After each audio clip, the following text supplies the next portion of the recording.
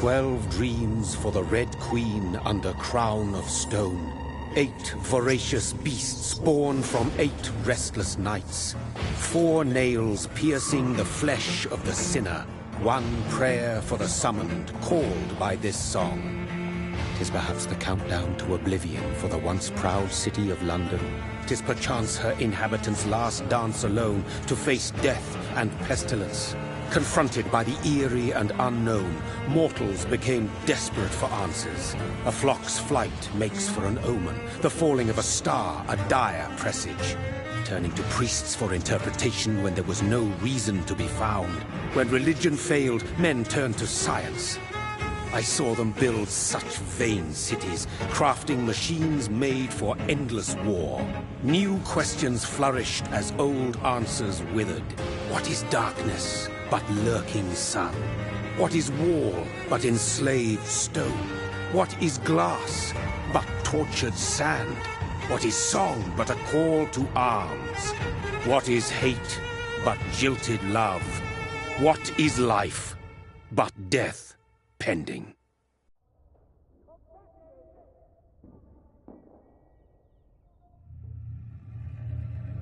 Death. Since the apple was plucked from the sacred tree, mortality was believed to be God's punishment, a righteous snare to keep mankind from ascending to the stars. They were all so wrong. Death is not a wicked thing, nor some holy retribution. A true punishment would be to never know its sweet kiss. Awaken from the harshness and be born once more.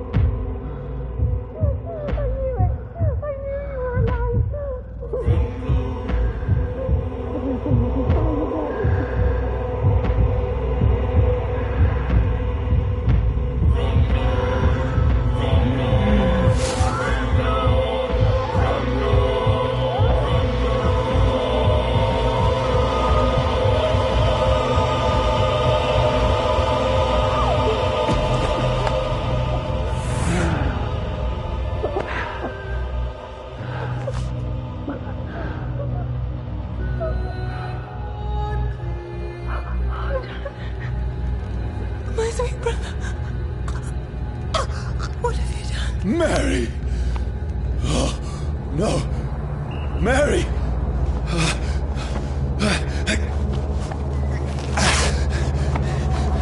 Hold on! Please, hold on!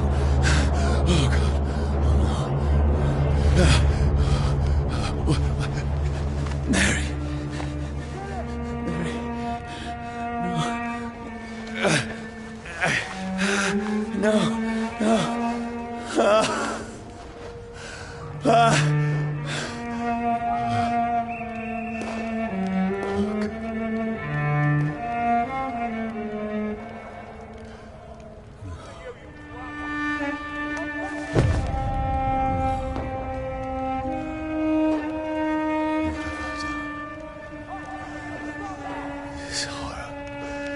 It's a nightmare.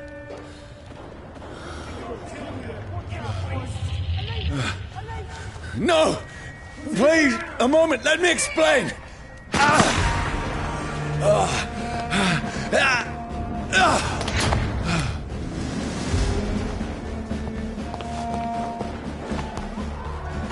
These patrols are after me. Over there! There's one of them! No! Don't shoot! This is a nightmare. I need to get out of here.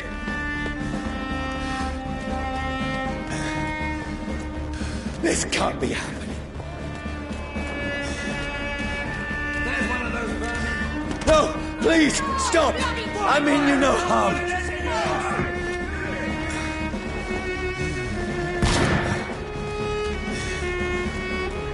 What's going on?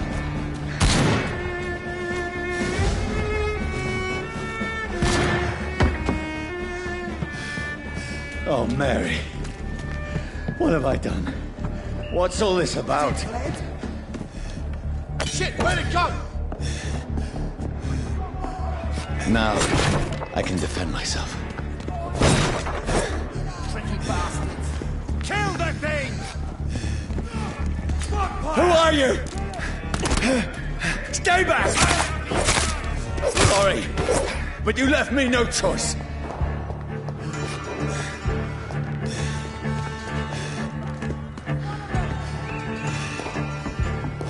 Who are you? Stupid beast! Doesn't like fire, does it?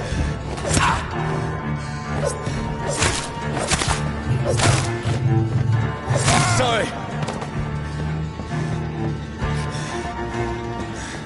It's an leech! Kill it! No, please, stop!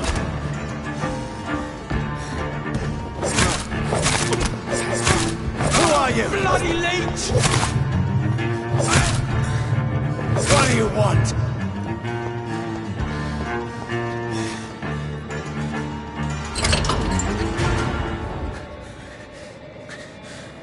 I mean you no harm. I need help. Die, you fucking leech! Please, listen to me. I can't make any sense of this. Shut up, beast! Who are you? What is this all about? What in God's name? I'll do the rest of the job. Just leave me.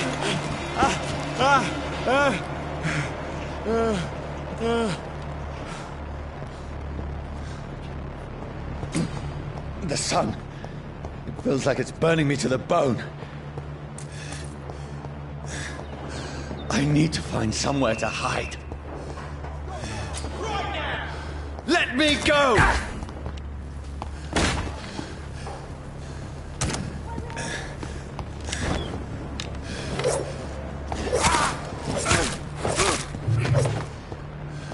I need to find shelter.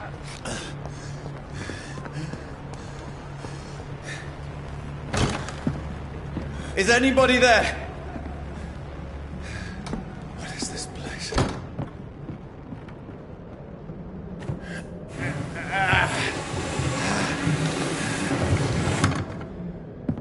The place seems abandoned.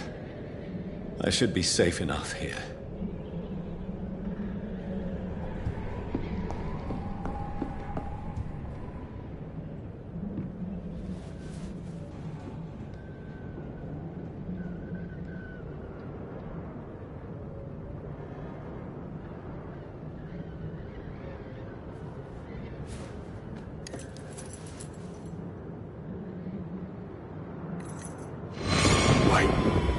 This one's dressed up fancy.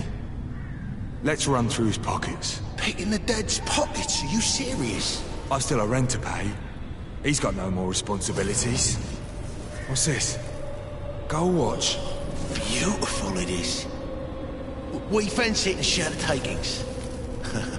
I suppose we are undertakers. Now, give him an Eve.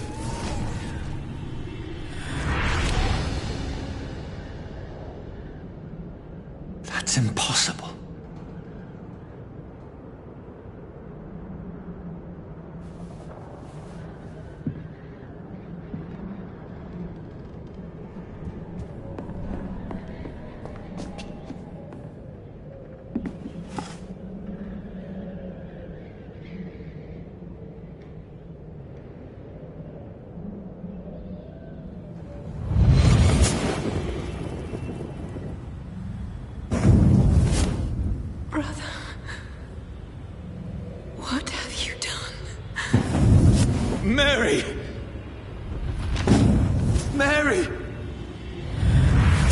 Mary, I'm sorry.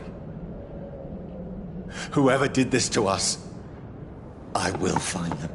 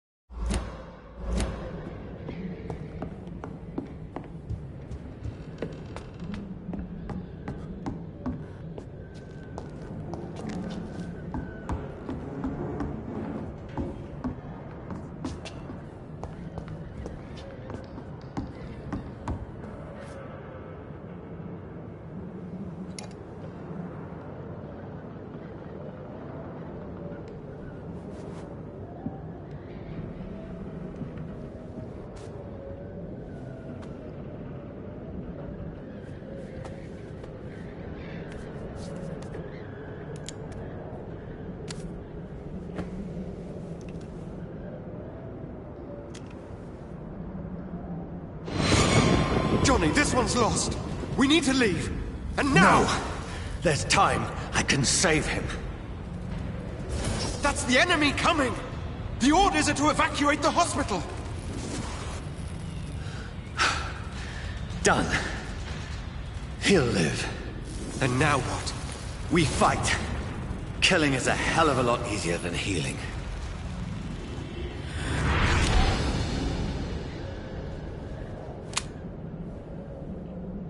No, it never got easy.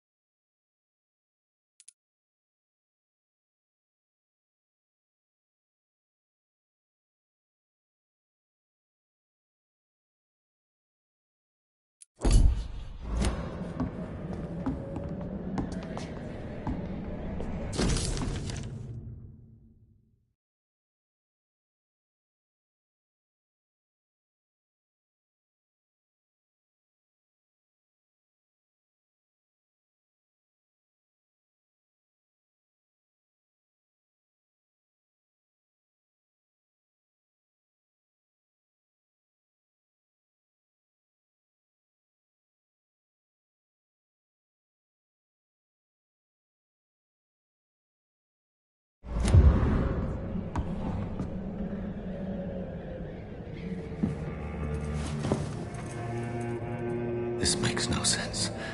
None of it. No sense at all.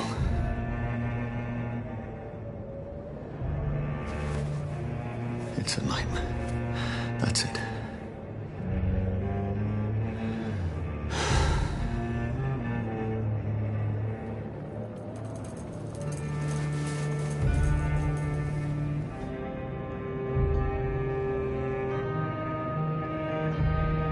So be it.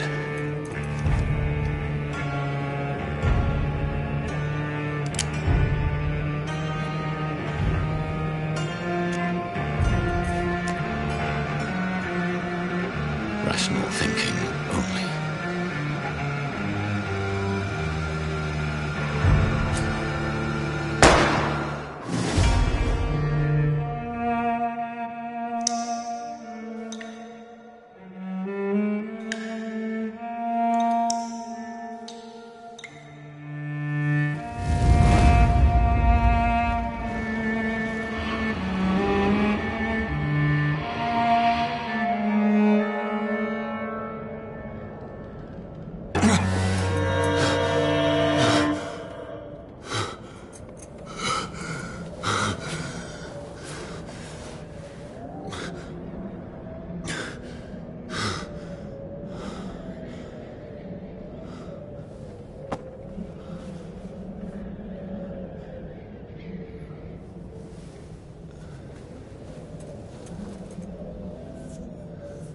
This is absolute madness.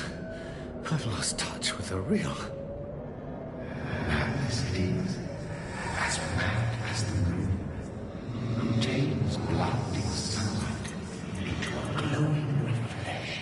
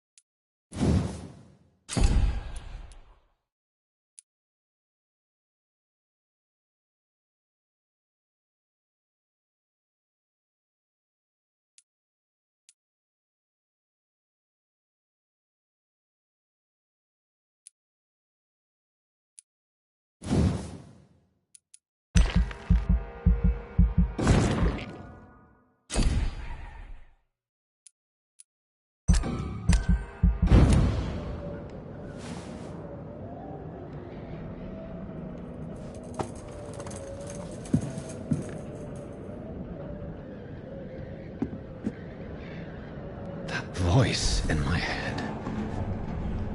If I'm not mad, then it must be...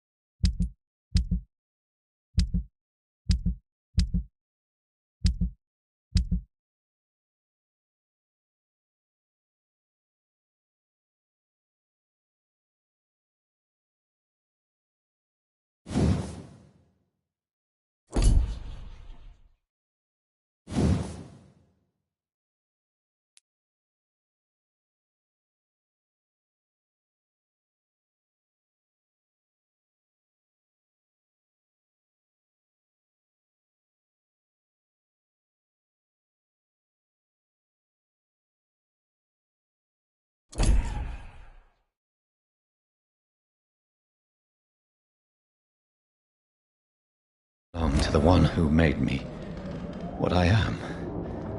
I must find him to understand what I have become.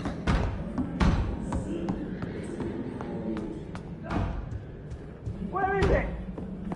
It's closed. These people want me dead. I need to leave now.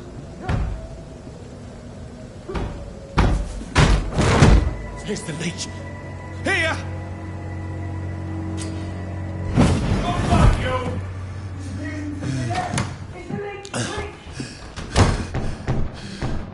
My head's spinning. Oi! Come on, you coward! Clever fucking beast!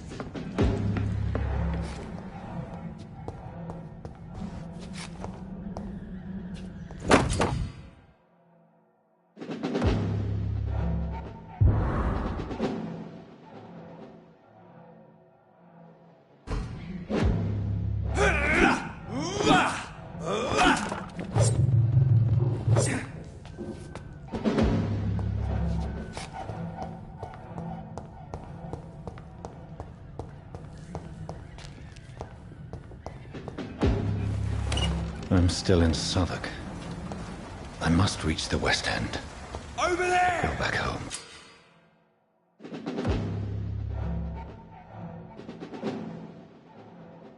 Die, vermin!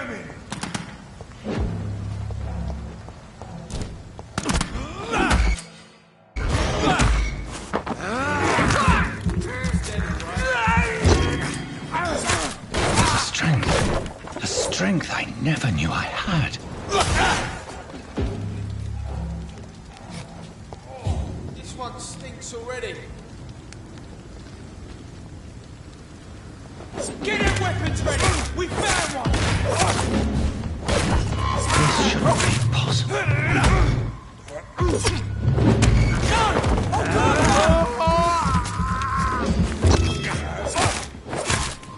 My sinew, every fiber of my being is alive. I feel like a child learning the limits of my body.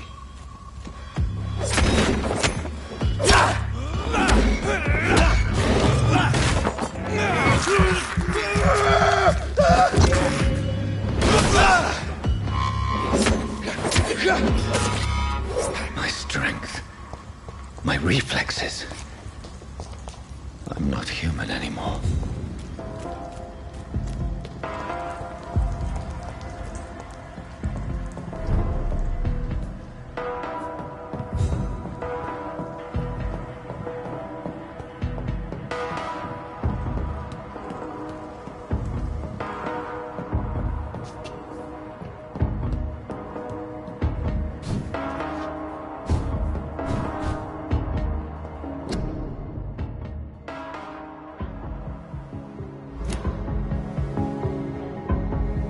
My poor sister. If only I had controlled my need for blood. Mary, someone will pay for what happened to you. For what happened to us. I have this thirst for blood. It's locked.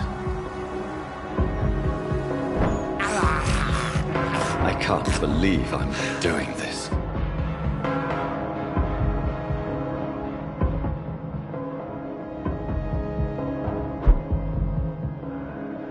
The dizziness from the jump.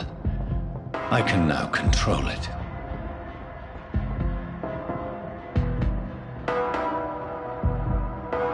It's locked, all right.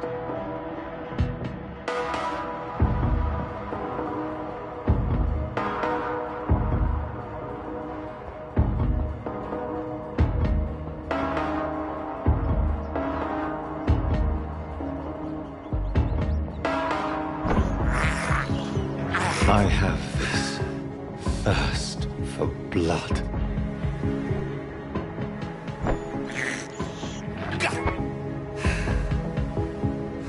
What will London have to say to me?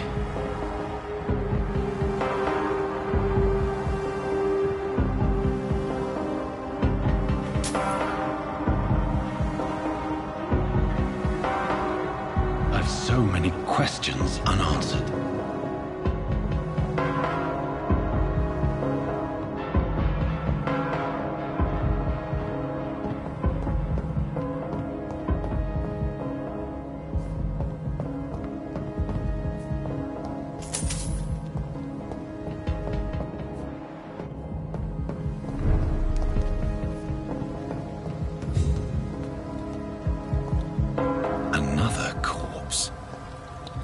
The very streets of London become a mausoleum.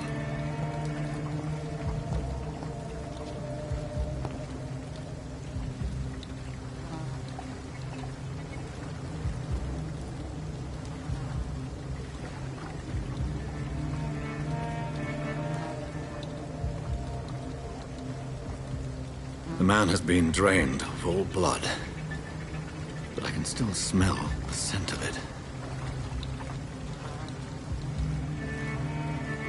I follow the scent's trail. Perhaps it will lead me to my assailant. Fresh blood. The smell is so strong. Where has everyone gone?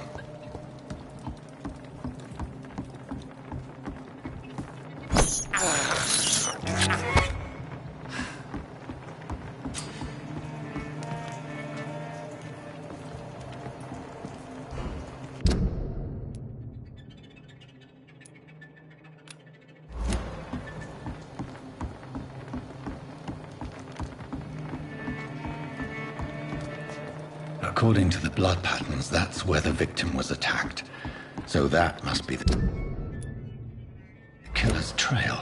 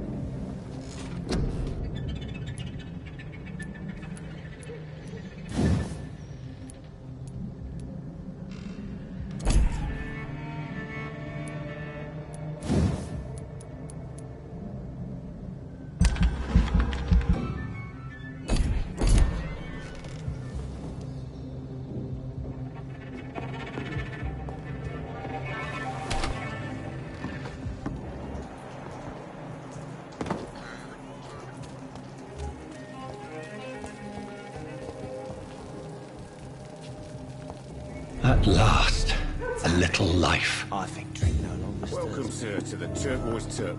It's locked, all right. My God, sir, you look like Jonah's whale just spat you out of hell. Can I get you a drink? No, thank you. I'm not thirsty. Well, grab a chair and get some rest. This is going to be another long night.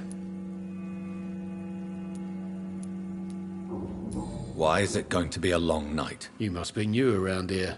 Don't you know about the murders? Tell me more about these murders. Every morning for the last few weeks, bodies have been found. And those poor sods didn't die of flu.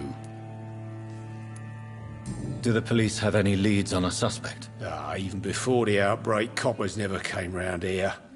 We're on our own. People die in these parts all the time, and no one cares.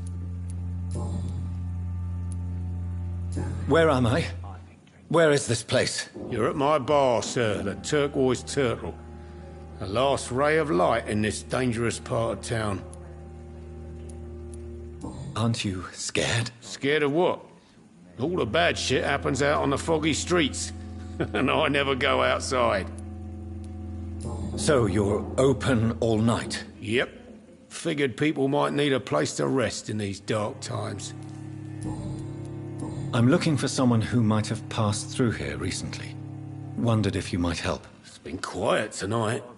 The only other person I've seen went straight up to his room. Thought it was kind of rude, actually. You mean he's still here? Well, yeah.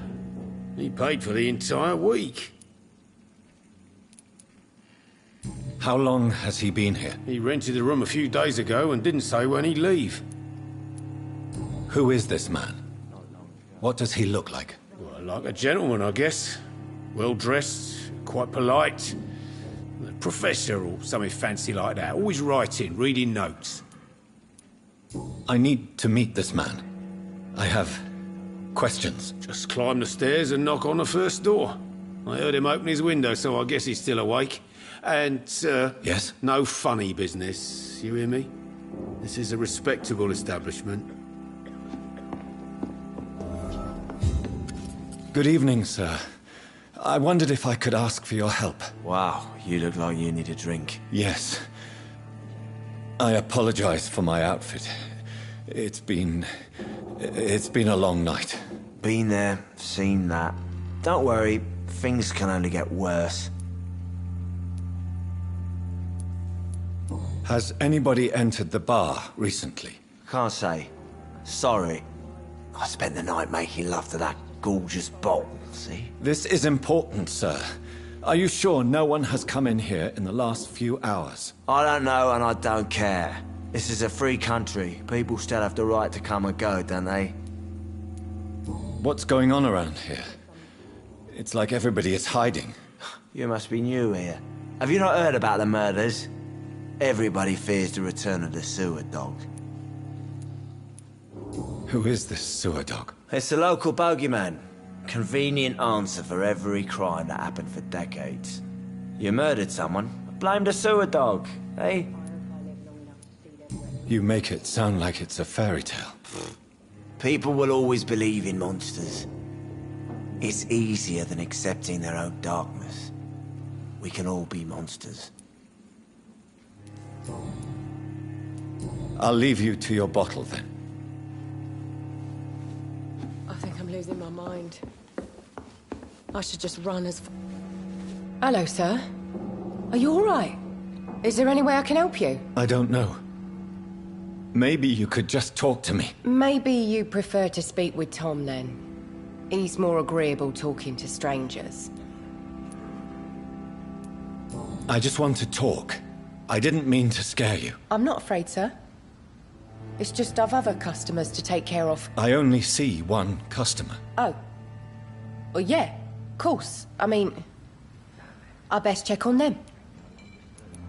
What is this place? This is Tom's bar, the Turquoise Turtle. I'm the barmaid here, Sabrina, if you want to know. You don't seem to have much business. Where is everybody? Well, most people are sleeping right now. And those that are awake tend to avoid going out. What with the murders and all. Are you always open this late at night? No, it's only since the epidemic started.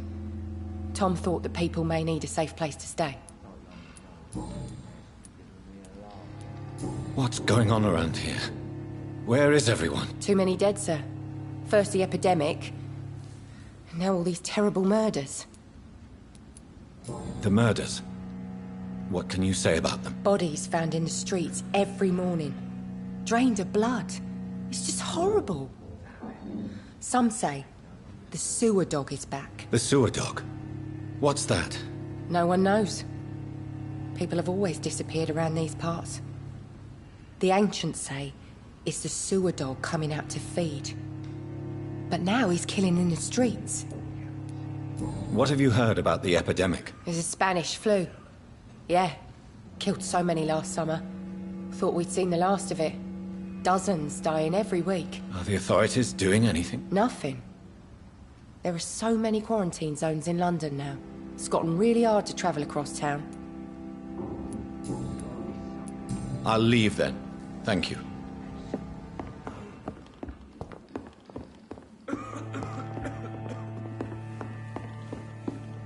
I hope I live long enough to see them wet boot boys get what's coming to them. This is no place for you. Prewen has several patrols roaming the area. They do not pursue me. But they're looking for vampires, and they're most efficient.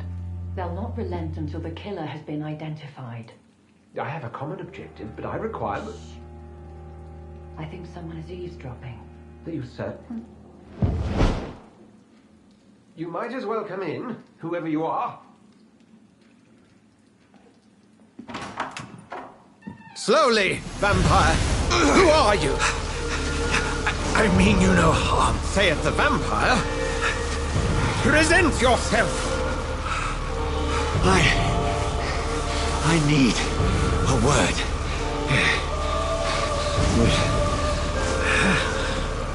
Anyone.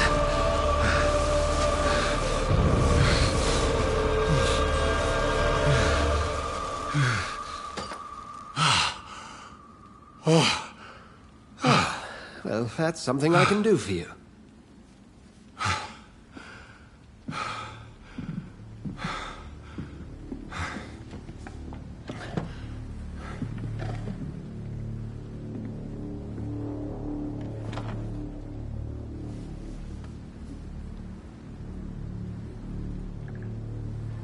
And...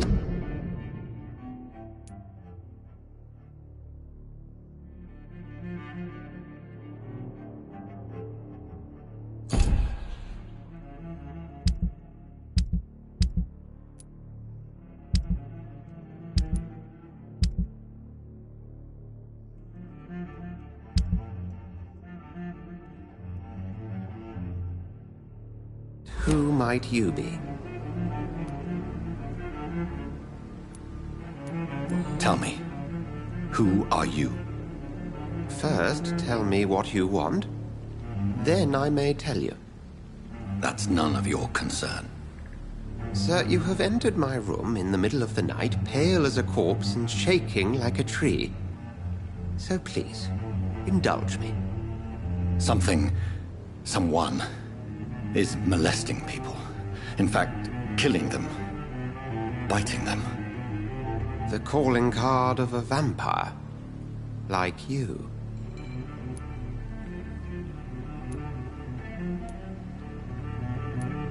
You seem the expert. How would that be? I have my secrets, as you have yours.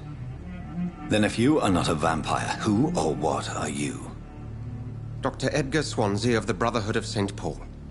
I'm performing an independent investigation here in an attempt to understand precisely what is going on.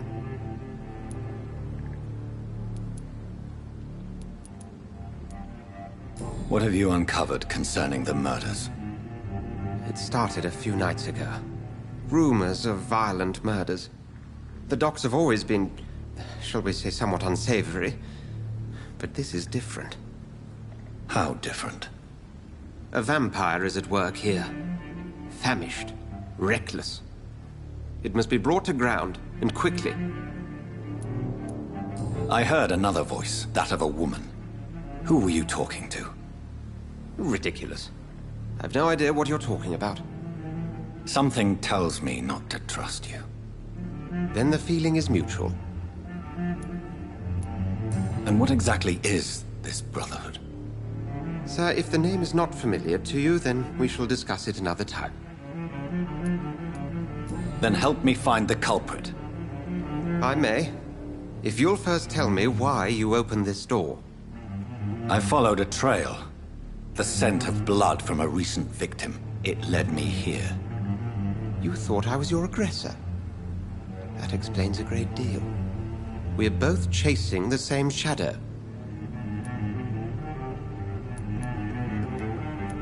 Perhaps. This is all new to me. I'm not even certain what I'm looking for. You should let me handle this affair. You've no idea what you're up against. No. I will find the monster. He is mine. How will you do any better than I? But then let me ask you this. What are your intentions if you find the killer? I will at last have the answers to my questions. Then I can only wish you good hunting. And pray we shall meet again.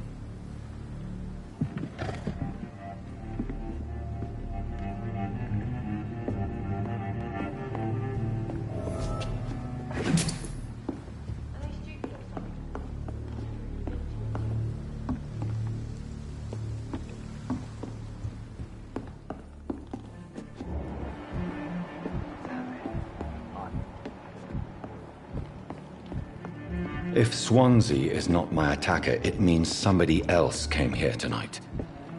Someone must know something. Are they stupid or something?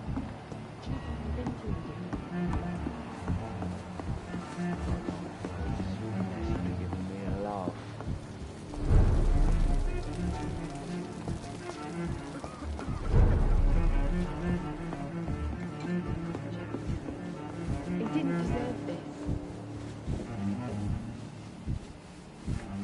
It's a good thing you cannot see me now.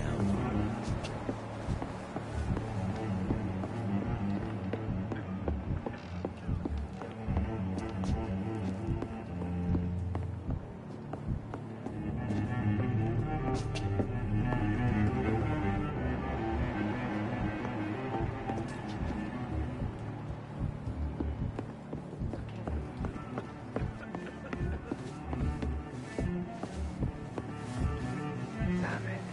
I think drink alone disturbs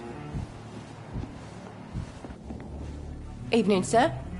Can I help you? I have a few questions for you. Well, if you must. I spoke to Dr. Swansea. He's not the man I'm looking for. Now, I want the truth. The truth? What do you mean? I suspect that someone else was here tonight. And I don't think Tom wants to tell me about it. I'm just the barmaid here, okay? If Tom says you're the only visitor we had, then you're the only visitor we had. I can feel your fear, madam. Please, tell me what's going on. It's Will. William Bishop. He came in here earlier tonight and he... Well, I thought he was going to clock someone. What happened tonight? He was dead drunk, as usual.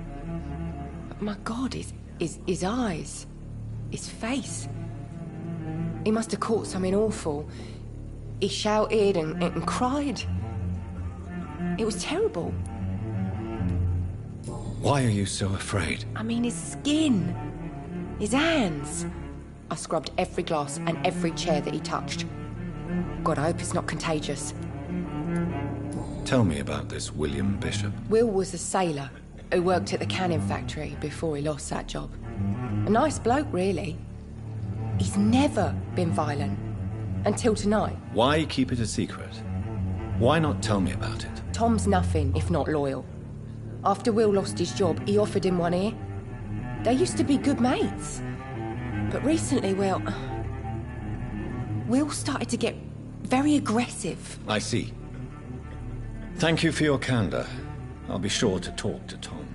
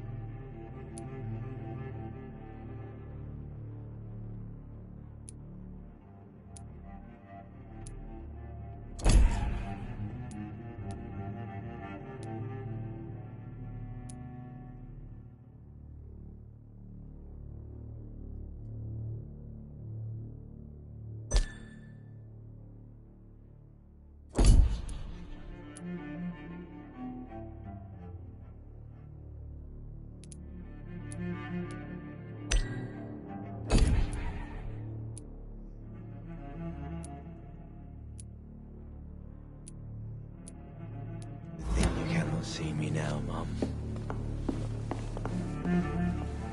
Welcome back. Did you find what you were after? I can't say I have. Are you sure no one else came into your bar before I arrived? Hey, I told you, you were the only other stranger I've had. Tom, talk to me about the visit from your old friend, William. Yes, Will came by tonight, but he's not my friend anymore. Why lie to me if he is not your friend? I didn't lie. I said you were my only unannounced customer, and that's the truth. Who is he? William. Just an old sailor who loves his gin too much. He worked for years at the canning factory before it closed. Is he dangerous? Yeah. Like many drunks, he's all bark and no bite. He can barely stand up most of the time. How was he tonight? Was he different? Sicker than usual, perhaps. He whined and mumbled about how mean people were to him and how he'd like to talk to me outside, and then he left when I refused. I need to find him. It's a matter of urgency. Do you know where he is? You could try his boat. It's up by the North Pier. He sleeps there when he's too drunk to get home. Please describe him to me. What'd you expect? He's a tall, sick bastard with a bad rash and torn old clothes. William used to be strong. Now he's a mess. Thank you, Tom. If you see him, tell him I don't want him back here unless he cleans up his act, okay? There's gotta be something can be done. Hello, sir. May I disturb you again? And you're still ugly as sin. I'll leave you to your bottle, then.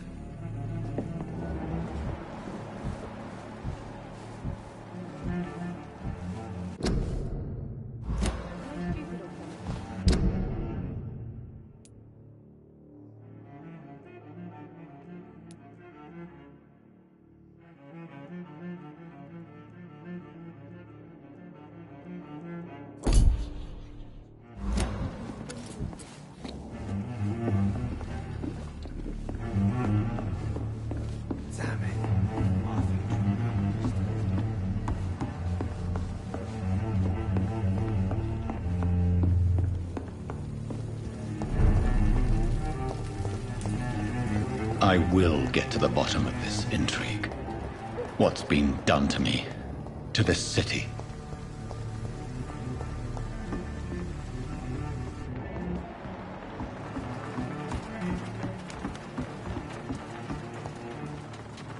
The body is still warm. This man has just been drained of blood. This man was armed. He tried to defend himself. What's this? Some sort of note.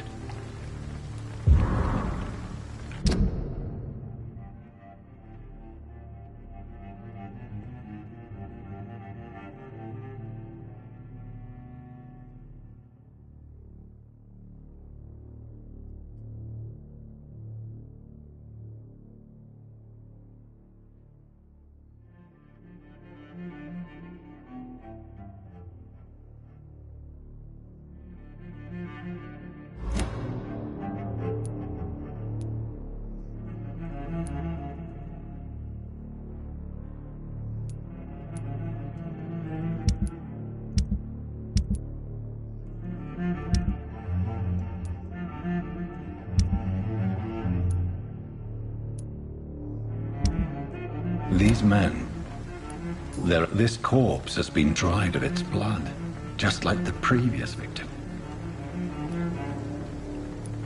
Blood and empty gin bottles. This bishop fellow is something of a heavy drinker. There are blood splats on the other side of the canal. I must reach that barge.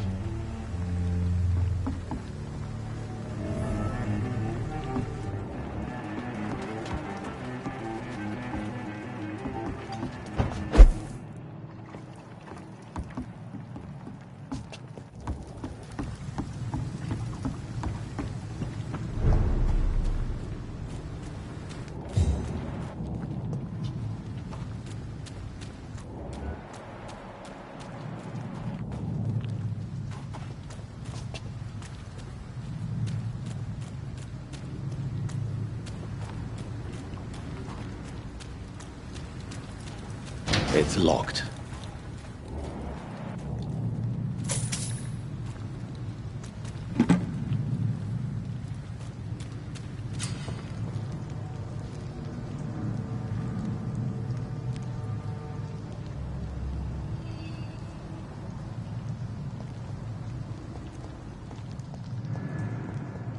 Over there!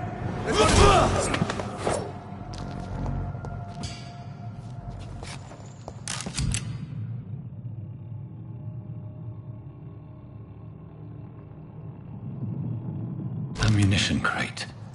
Good. I may need a lot of bullets.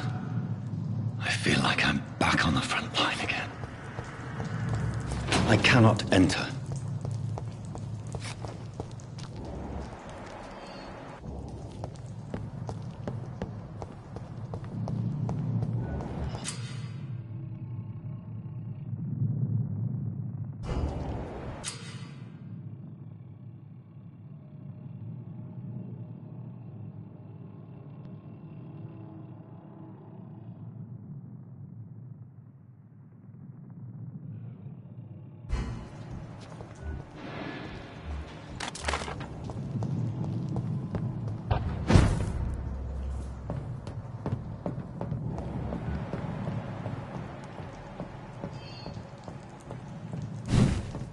Over there!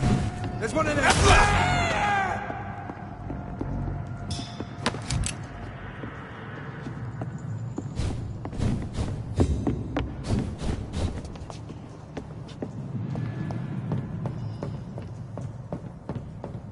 It's locked, all right.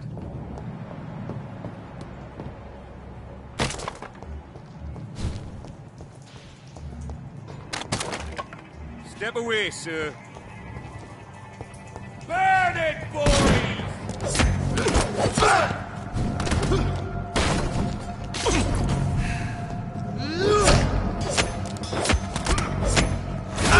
I'll take a test!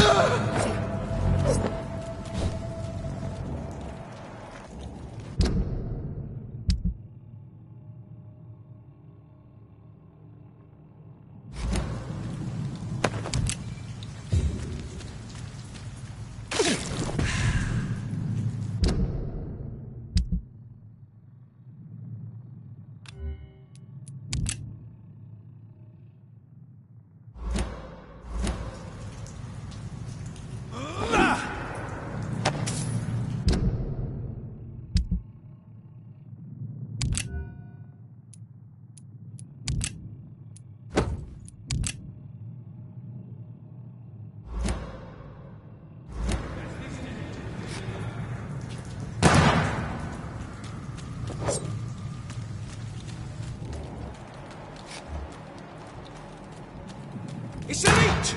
Kill it!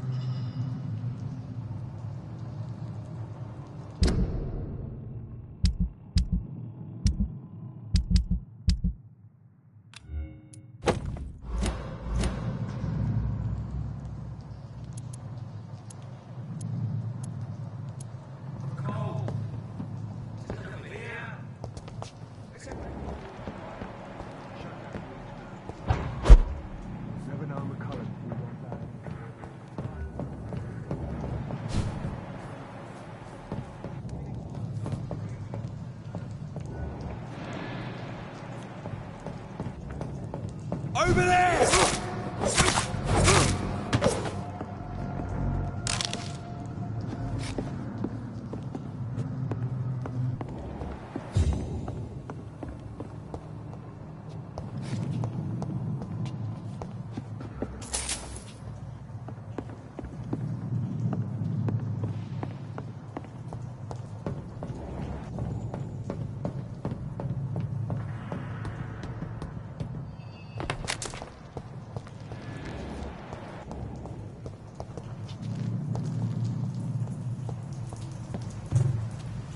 Stupid beast!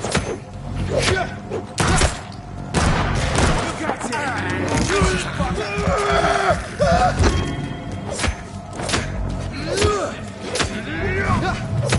Watch it! It's a killer!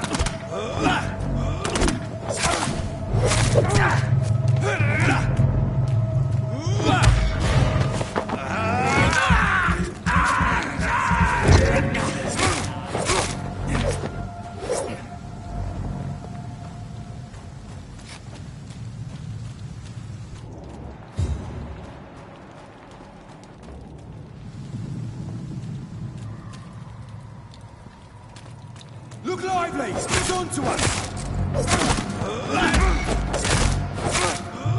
It's a leech! Kill it! Doesn't like fire, does it? You'll pay for that!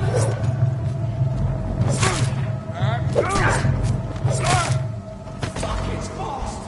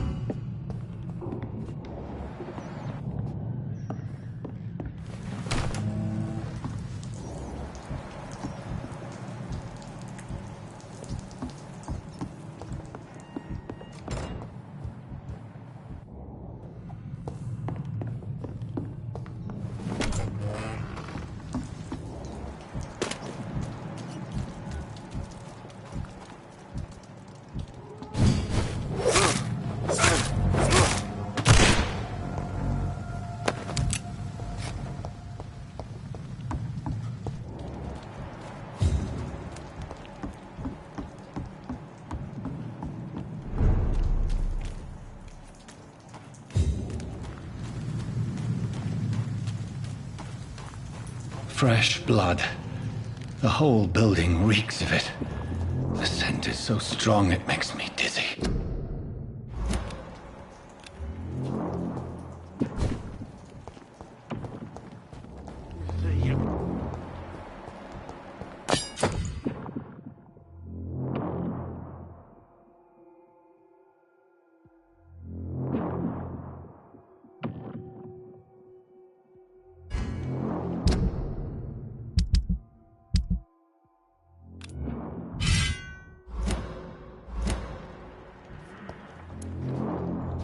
Done it before. No. I had a drink outside tonight already and it did not quench my thirst. I must have... Oh, dear God. Not again. William, please stop. This place reeks of bloodshed. This creature is bedeviled. I must put it down.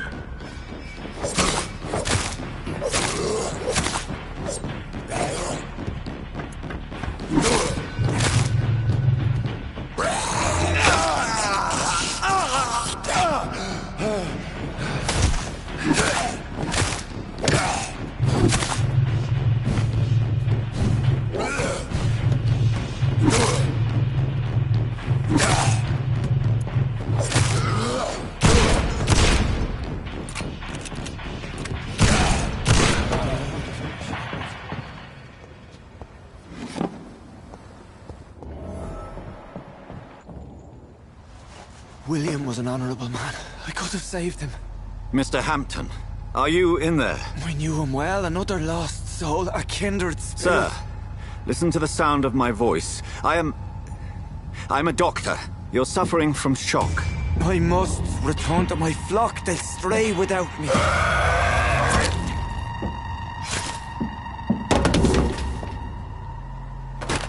Remember, certain skulls are every bit as resistant as we are. Who are you? What do you mean by Skal? You truly are a newborn. I should have realized. Wait. You are the woman from the bar. Are you... like me? Can you help me? I believe, sir, I already have.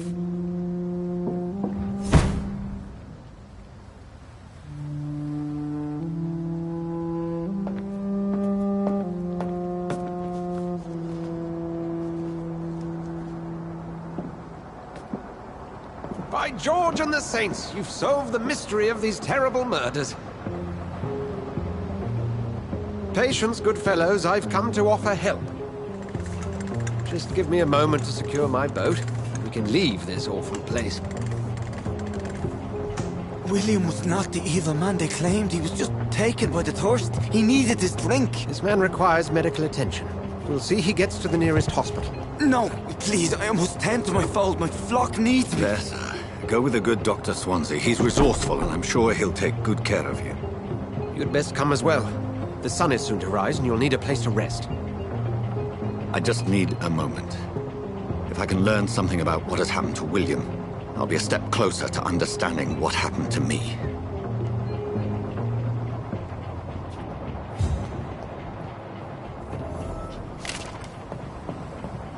This poor creature can't be my maker.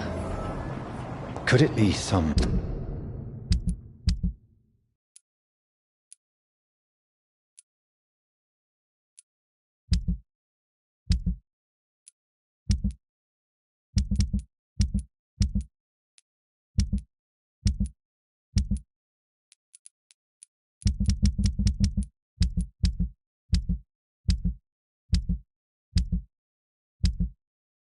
subspecies of vampire? I must find a place to analyze the blood.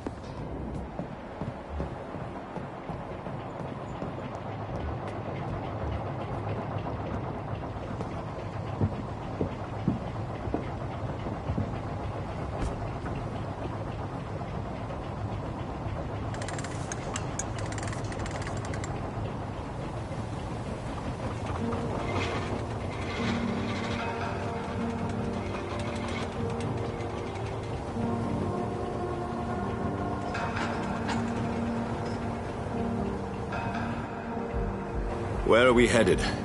We're on our way to the Pembroke Hospital. It's just across the canal. They'll have a bed for poor Mr. Hampton. William was... What manner of creature was he? Predator, prey, villain, and victim. Who can say? The important thing is that he's been stopped. Duly noted. And the woman? What... Who is she? What woman? Oh, don't play me for a fool. You used me to locate that skull. You must know who she is. And I thought you a gentleman.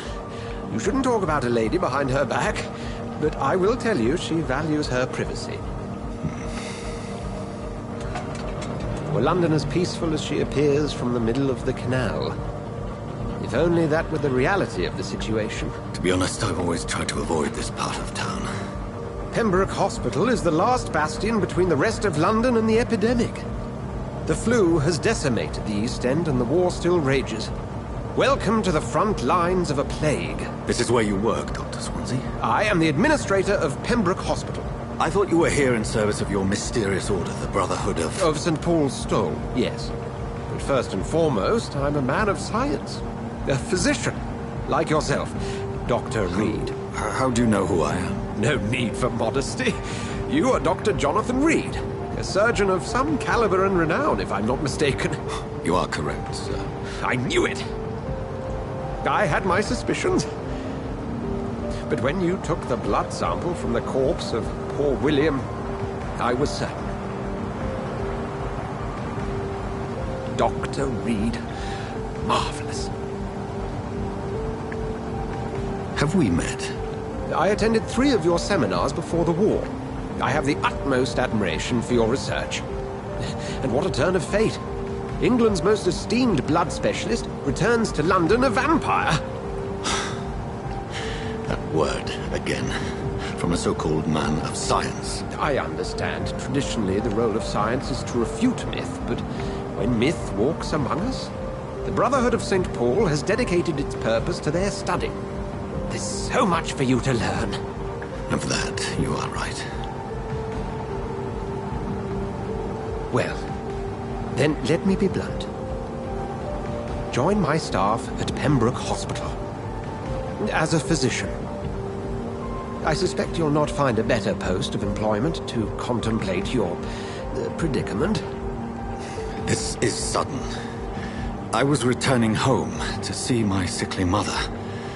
But alas, that was before contracting this... affliction. Dr. Reed, take a moment to consider.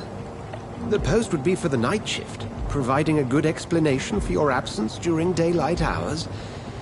You'll be adequately reimbursed, and have a place to hide.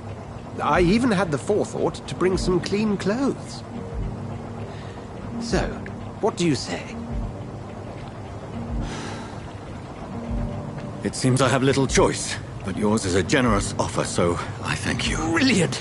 Oh, Jonathan, this is one for the book, and the beginning of a beautiful friendship.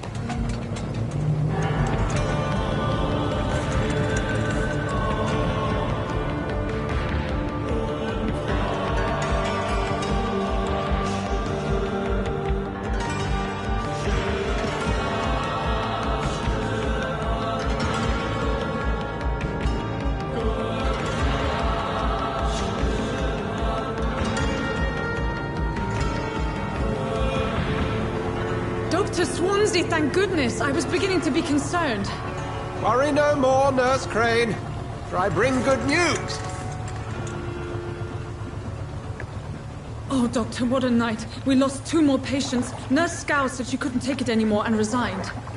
Yes, well, I'll make a new rota in the morning. In the meantime, find a good bed for Mr. Hampton. Be sure to pay attention to his needs. Of course, Doctor. Oh, and Dorothy? Yes, Doctor? Dr. Reed here has just returned from the front. He served King and Country and will be joining us here at Pembroke. We're very lucky to have gained a surgeon of his talent, and one so experienced in blood transfusions. That is good news indeed, Doctor. Oh, yes.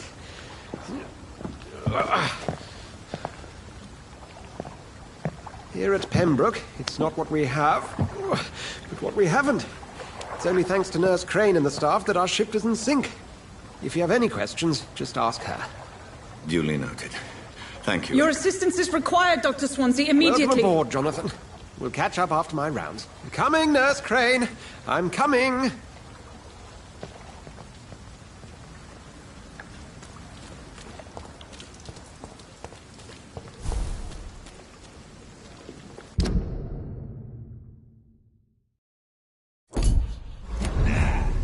It's my turn!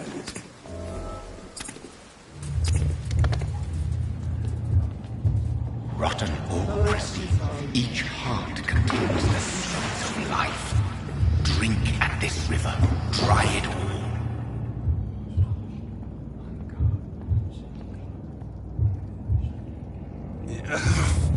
Oh, come on, you bastard! I won't bite. Sir, please. You've lost too much blood. Calm yourself. You think I didn't notice? Stop your staring and get me to an hospital, you arse! Insulting a good Samaritan. Not exactly the way to get rescued. Alright, sorry. I am in pain here. My guts are spilling out onto the street and you're yabbering on. Yes. That's a very nasty wound you've got there. Take my word, I am a doctor. Dr. Jonathan Reed. Name's Clay Cox. I'd appreciate you helping me to a better place, Doc. Follow me, Mr. Cox. Let me assist you to that better place.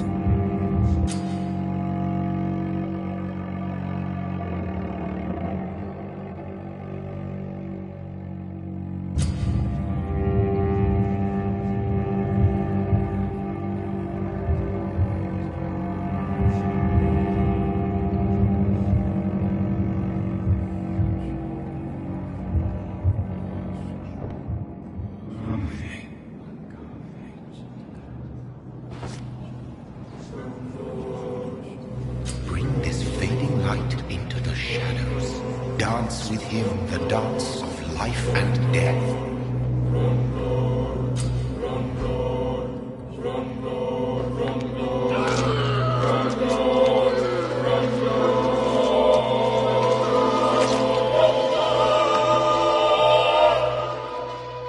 In the back, you bastard! Didn't have the guts to fuck me. Fuck you. I'll kill you. I'll kill you. To embrace its most intimate secrets. Such a burden, such a divine sin.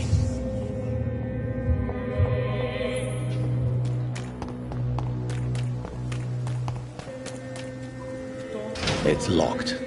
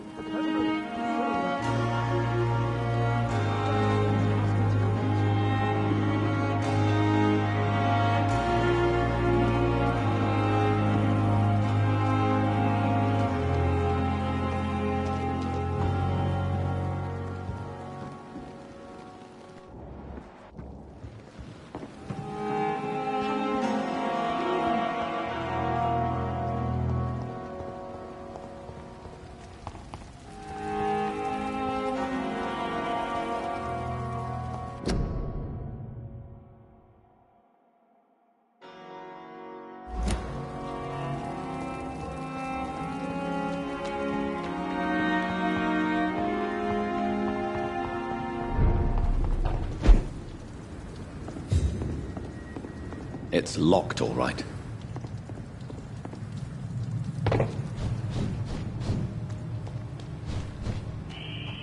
Scowl voices in the garden. I should investigate. If they were to find somebody.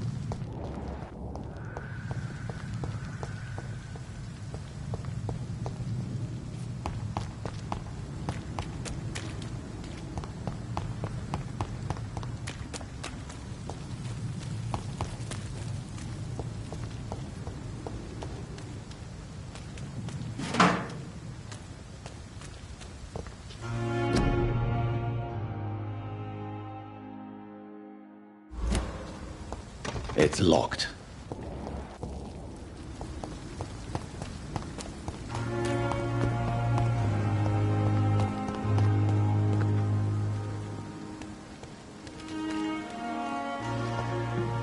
It's locked, all right.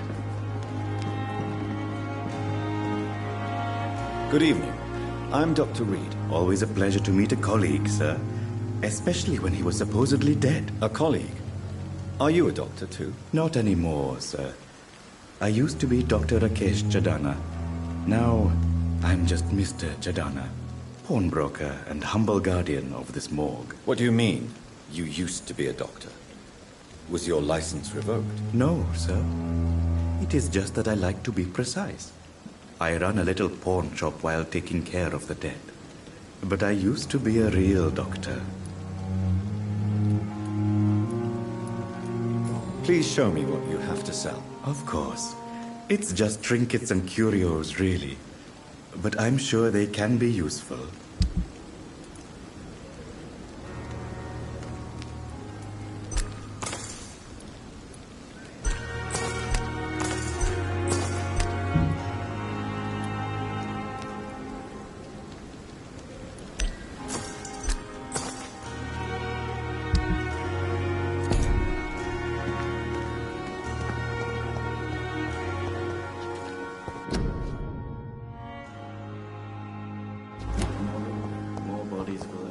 It's locked, all right.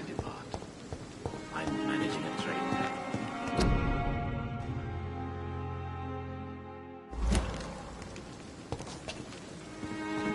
It's locked, all right.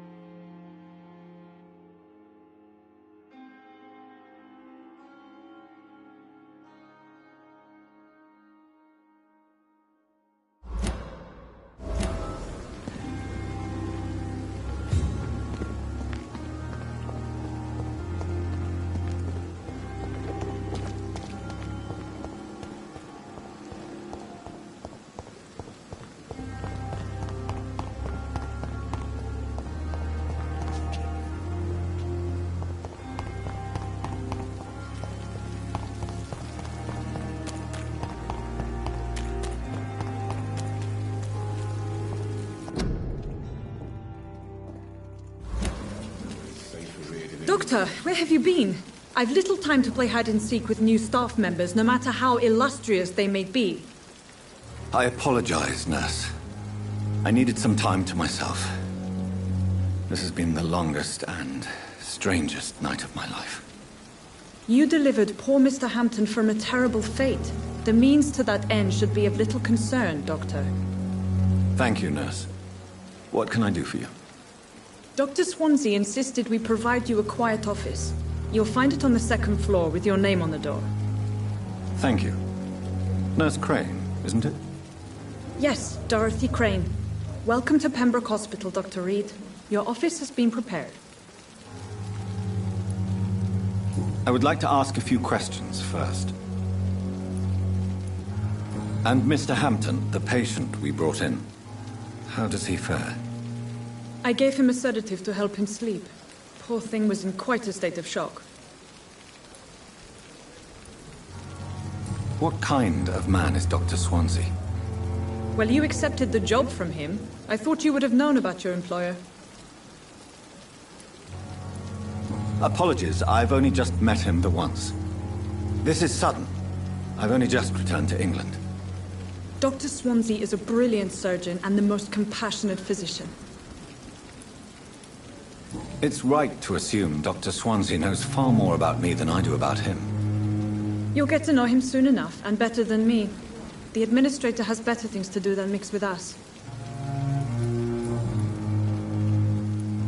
If you could point me in the direction of my room again, nurse. Second floor of the hospital, left after the stairs. It's the last vacant office at the end of the corridor. Thank you, Nurse Crane.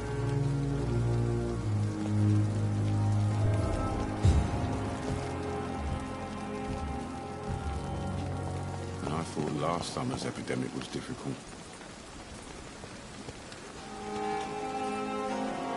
Good evening, sir. I'm Dr. Jonathan Reed. I'm new here. I've already heard about you, Dr. Reed. I'm Milton Hooks, the ambulance driver for this shithole of a hospital. That's quite a blunt introduction, Mr. Hooks. You can call me Milton. I like to speak my mind, Dr. Reed. Perk of the job. Don't judge me, and I won't judge you. I'm not sure I understand what you're talking about. Well, I'm no doctor, but I'm pretty sure a gun can't be used as a surgical instrument. You have a keen eye. I learned to shoot during the war, and have carried one ever since. Old habits die hard. No need to explain, Dr. Reed. And if you ever need a better gun, remember, I may have something for you. I have some good news, Milton. What? The epidemic's over? I retrieved your wallet, with all the money, and a certain picture. Well, yeah, Pippa Hawkins is my girl. So what? Is it the difference of skin colour that bothers you? Not at all, Milton. Good. Please, take this money anyway.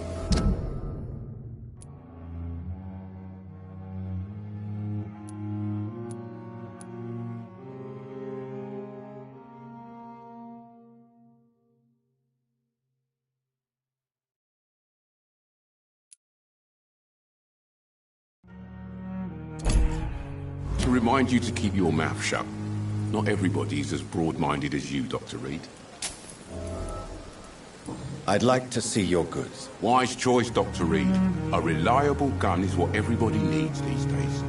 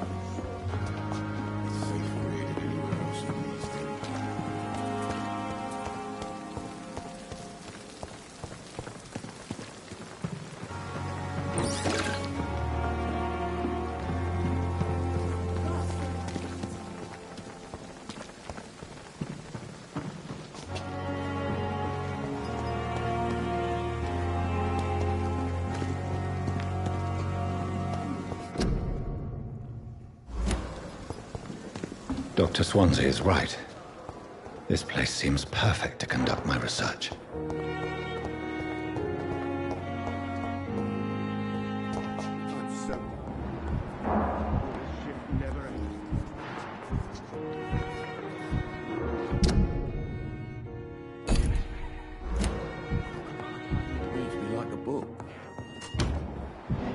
I cannot enter.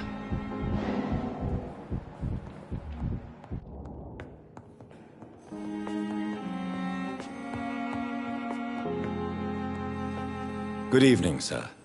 I'm Dr. Reed. May I help you? I don't know if a third opinion is needed. Your colleagues are already arguing about my condition. I see. Would you mind telling me more about your situation? I'm Harvey Fiddick. All I want is to get me bloody arm fixed properly. Goodbye for now, Mr. Fiddick. I'll see you later. Oh, sweet girl. Good evening, Mr. Fiddick. Good evening, Dr. Reed. Any news about my operation? Tell me about the doctors who are arguing about your case. Strickland and Aykroyd. They both want the best for me, but there's a lot of pride there. Doctors are no different from carpenters, it seems. What do you mean? I often had professional arguments with rivals on a building site. Difference is, I disagreed about wooden nails, not flesh and bones. Tell me about yourself, Mr. Fiddick. I'm just a regular guy waiting to get his arm fixed, so I can return to work and to my family. I was more curious about what you were doing before being hospitalized. I'm a carpenter, and a good one too. But that means I need both arms to feed my family, Dr. Reed.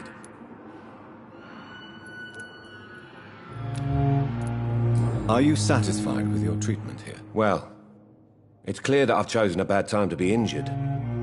Forgive my bluntness, but you seem overwhelmed by cases of the flu. I won't lie to you about it.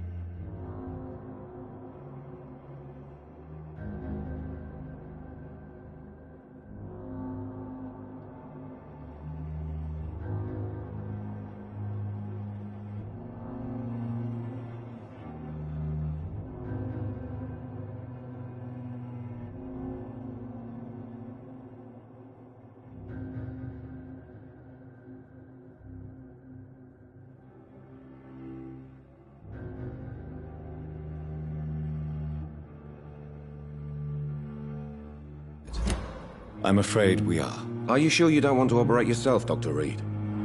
I have the feeling you're very capable. And your colleagues seem to think so too. In other circumstances, you would be right. But for now, I don't think I can take on the responsibility. My apologies.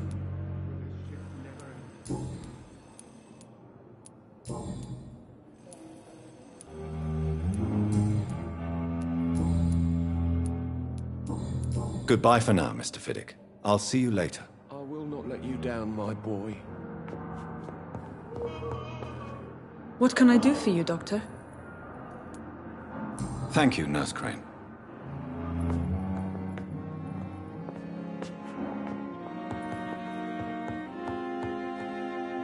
Good evening, Doctor. I believe we're going to be working together. Dr. Reed. Dr. Swansea informed us of your arrival, but I could not dare to believe we'd have such good fortune. Such an honor, sir. Thank you. And you are? I am Thoreau Strickland, Dr. Thoreau Strickland. I'm a great admirer of your work, Dr. Reed. What can you tell me about the Pembroke? Well, it has always been an honor to work with Dr. Swansea. But with your arrival, I can't think of a better opportunity to learn about blood transfusion. Do you need help with anything in particular? Well, yes, maybe. I'm waiting for a batch of products I ordered for my personal research, yet my supplier seems to have vanished. Do you want me to play the errand boy for you? Oh no, Dr. Reed. But if you went personally to his shop, what with your reputation and all, he wouldn't dare to refuse the products I need. I see. Well, give me the address, for I may pass by if I have time. You seem quite optimistic. It's a rare and precious attitude in these difficult times. I'm convinced that this epidemic is a test of endurance and dedication for us men of science. Questions remain about our capacity to resolve the situation. True. Last summer, during the first wave of the epidemic, I used to joke with Milton about the extra work. We're not smiling now. Please, could you tell me something about yourself? I'm a great admirer of your work concerning blood transfusion, Dr. Reed. I run my own experiments. I'm convinced it's the future. What made you choose to be a doctor? I'm not ashamed to admit you and your work have inspired me. I am honored to have the opportunity to work by your side. I'll give you some advice, but understand that nothing beats practical experience, which can be exhausting and solitary work. Of course, sir. And don't worry, I will never allow myself to be a burden, neither to you nor this hospital. I based my technique on my mentor's research. He helped me perfect my method. What is yours? I'd rather not talk about it. For now, it's just theories and first approach. My process is purely experimental and unsuccessful. As long as you're cautious and methodical, you may remain empty-handed.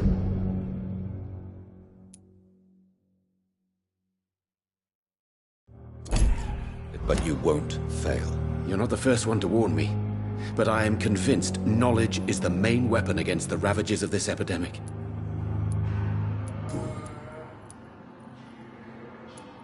Please, could you tell me something about yourself? I'm a great...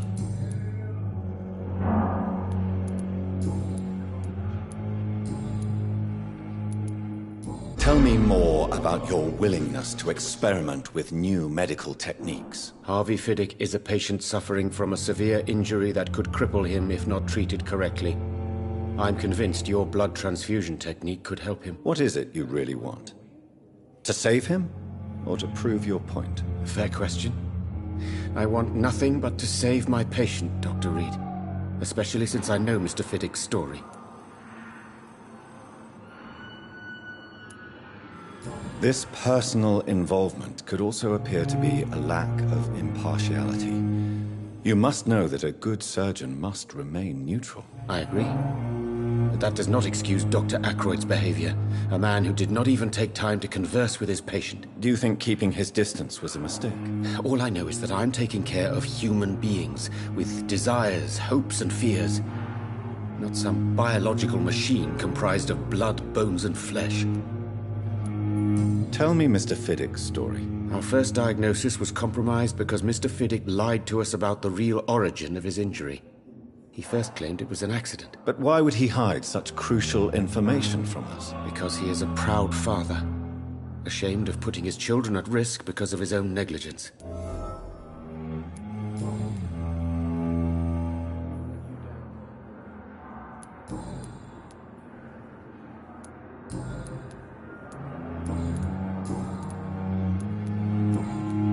Goodbye, Dr. Strickland. My sweet girl reads me like a book. Good evening, sir. I'm Dr. Reed. I believe we're going to be colleagues. Reed? Yes, I've been informed about your arrival. I'm Waverly Ackroyd. Welcome aboard, I suppose. Does my arrival inconvenience you in some way, Dr. Ackroyd? Let us just say that I don't particularly share Dr. Swansea's enthusiasm for hiring you. What we need here are reliable professionals, not overrated dabblers.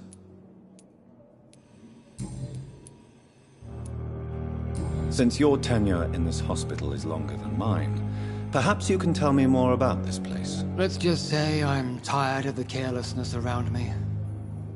I have always respected the skills of Dr. Swansea, but over time his enthusiasm has become displaced. Carelessness? Exactly what are you talking about? We're here to save lives. The people who trust us are not volunteering for experimentation. They're here to be healed. I don't intend to run any radical experiments, Doctor. Even if I, as any good practitioner should, express an interest in pushing the boundaries of medical research. Modern medical methods were created through audacity and ego.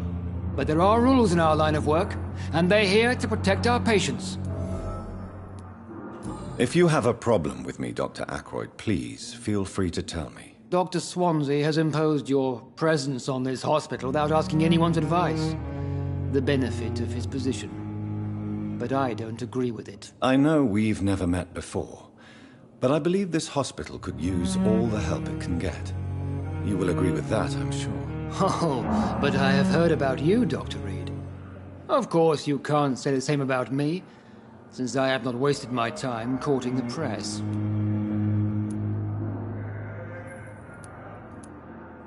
Aren't you too old for such jealousy?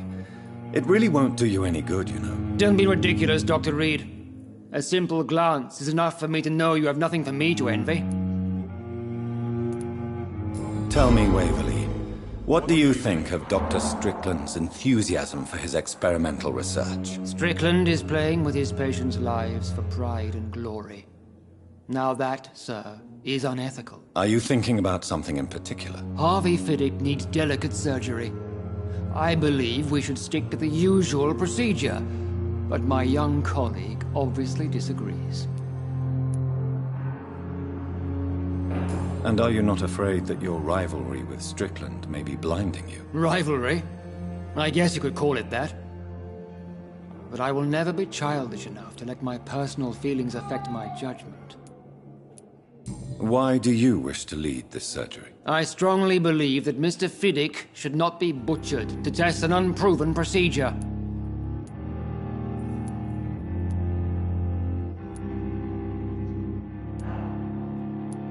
If you are going to lead this surgery, I'm trusting you to assume the consequences of your actions, whatever the result. I'm not the kind of man who runs away from his responsibilities, Dr. Reed. There is no need for you to be looking over my shoulder.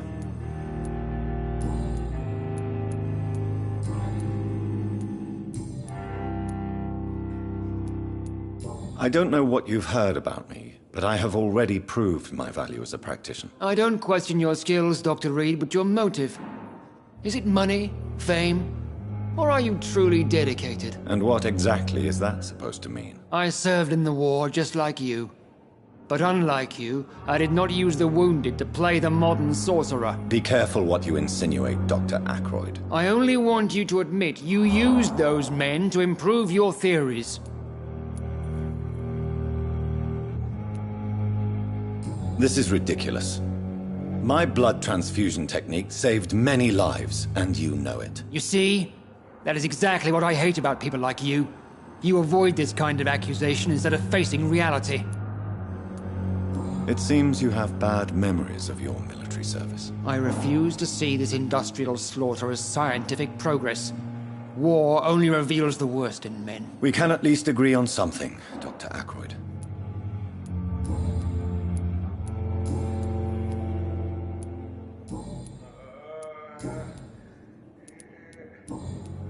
Thank you for your time.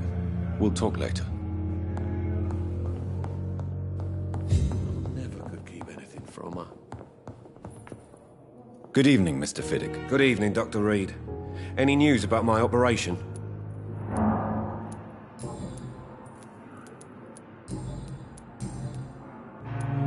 Tell me about your injury, Harvey. Why do you feel so guilty about it? My wife died because of me. And now I may lose everything because I've been careless enough to hurt myself. What an arsehole.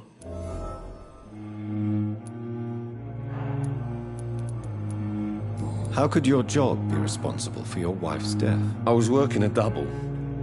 She went out to bring me a hot meal and got caught in a German bomb raid.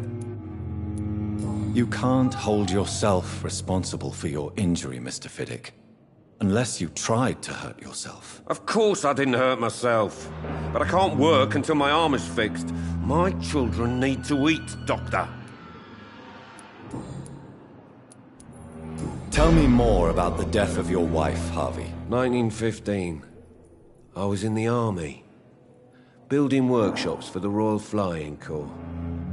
Helen was happy I wasn't sent to the front. What happened? The Germans sent Zeppelins to bomb the construction site, but they missed their target. My wife was bringing my dinner when the bombs fell.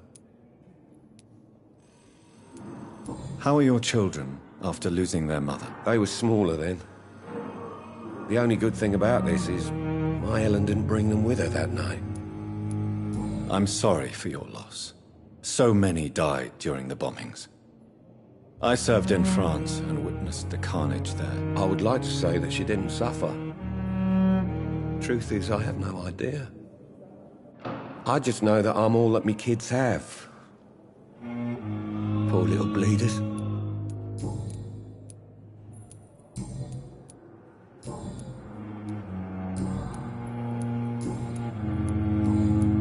Goodbye for now, Mr. Fiddick. I'll see you later. My sweet girl. Reads me like a book. Never could keep anything from her.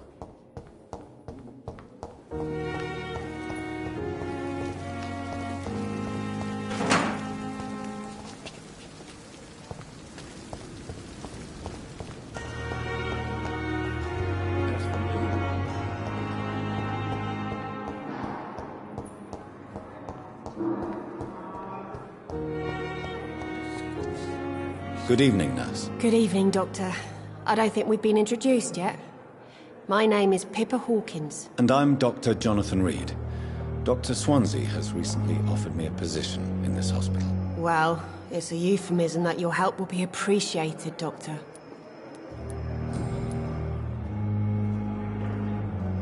How would you describe the situation at the Pembroke Hospital? It's serious.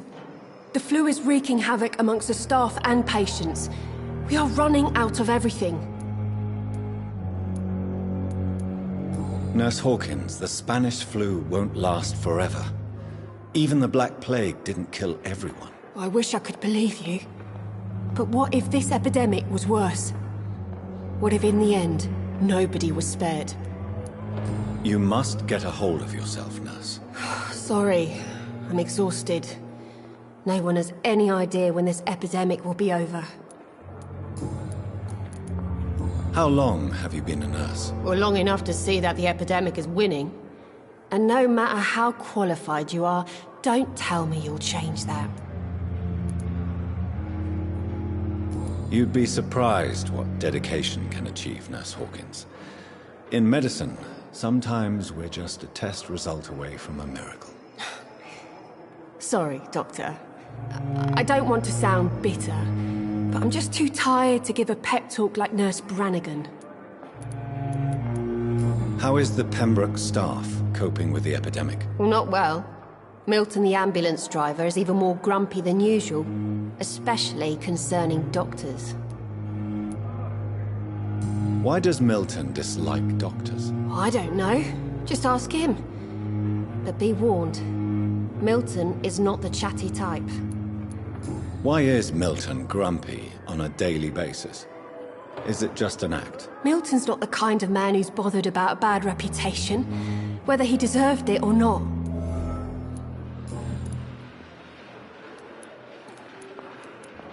Pippa, I know you're very close to Milton Hooks. Yes, Milton Hooks is my man. If you want to report me for that, just feel free, Doctor. I have no intention of reporting you, Nurse Hawkins. But are you aware of the risks? The rules say I won't be allowed to work as a nurse anymore. But here at the Pembroke, we break rules all the time. Is he worth the risk? Hey, I'm no perfect woman, and Milton is not the finest bloke. But we do our best to get by. That's all any of us can hope for nowadays.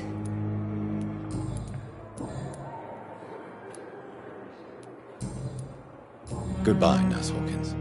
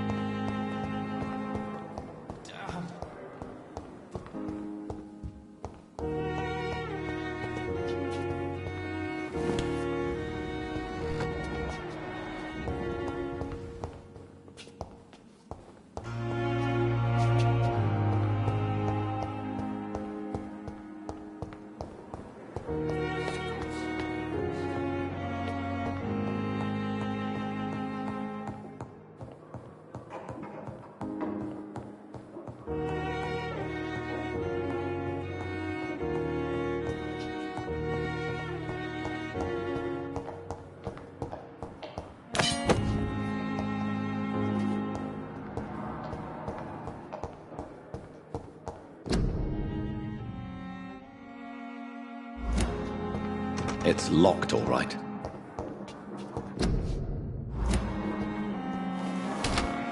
This must be the place. It's definitely away from prying eyes. Relegated to the shadows. A kingdom of my own. At least I won't be sleeping in a coffin.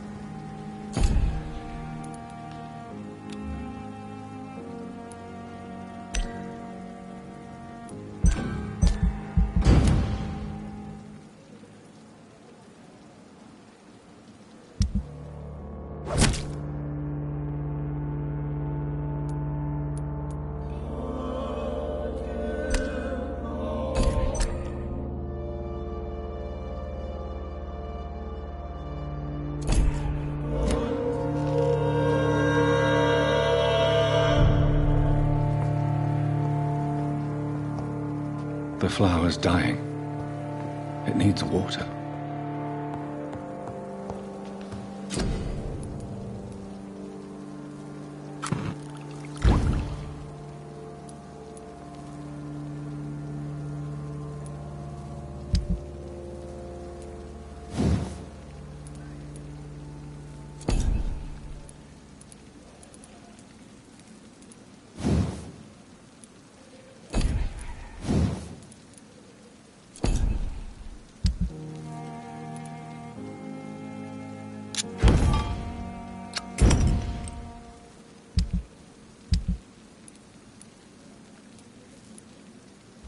William Bishop's blood is much more unstable than human blood and shows extensive mutation.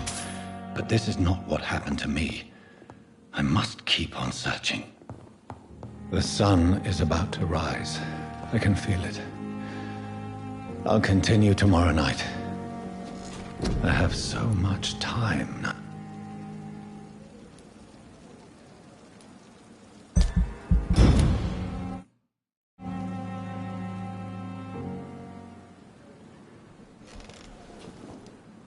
If I'm to stay here until my research is complete, I'd better learn to hide my true nature from the mortals.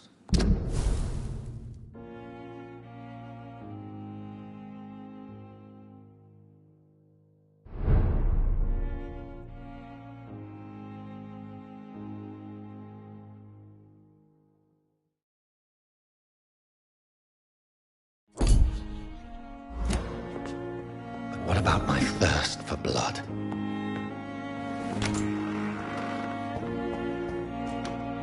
Yes, Nurse Crane? How can I help you? I'm so sorry. I know Dr. Swansea wanted you to rest, but we have somewhat of a crisis.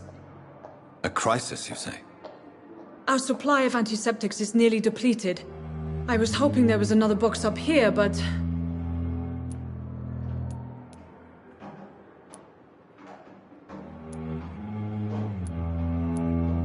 Sorry, there's nothing here. Some of the patients won't last the night without them. Honestly, sir, I'm beside myself. I may have a solution. In France, during the war, drugs shortage was a daily problem, and we had to use our wits to overcome the shortages. However do you mean? If combined correctly, certain household chemical products can be used in a pinch instead. Now, where's the hospital storeroom? The storeroom? Fat chance. This is the Pembroke, and space is luxury we don't have. Everything used to be stored in the old morgue. Perhaps I should look there first. Where is this morgue? It's the large building behind the hospital. You'll need to go in the back door because it's been sealed off for sanitary reasons. Take this key. It opens a small back entrance at the end of a narrow street. The abandoned morgue behind the hospital. A small door at the end of a narrow street. On my way, then. Thank you, nurse.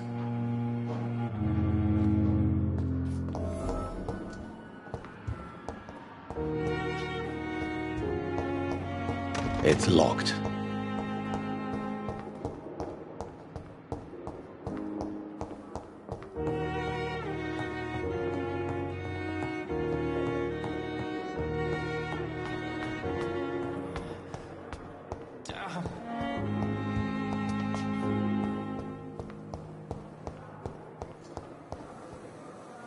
Good evening, miss.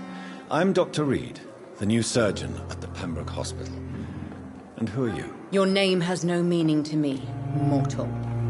You're nothing but dust blown by the winds of eternity. I beg your pardon? What are you begging for, mortal? My clemency? Well, tonight maybe I'm inclined to mercy. You'll never forget the night you met Thelma Howcroft. You keep calling me mortal. Why is that? And if I'm mortal, what are you? Well, Dr. Reed, if you must know, I'm a vampire. And why do you believe you're a vampire? I don't need to believe anything. It is what I am. It is what I feel within this hollow shell of flesh. Please, describe to me how you feel. What is it like to be a vampire? I can hear my body crumble from the inside as my flesh cracks and fades. I sense the last pulse of postulant blood within my drying veins. I need new blood. I see.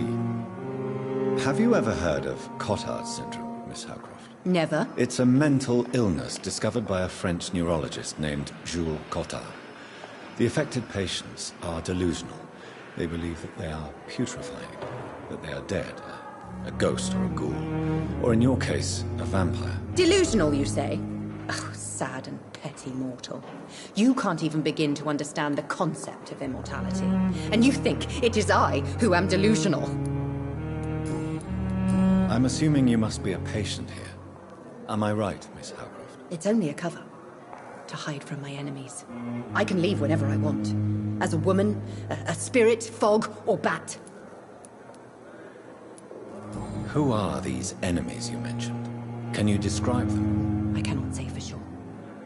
But I sense their eyes on me from nearby.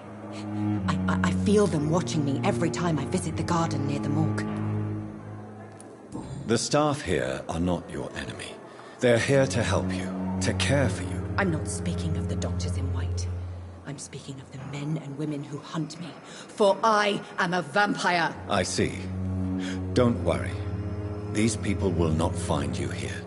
I'll personally make sure they leave you alone. Thank you, mortal.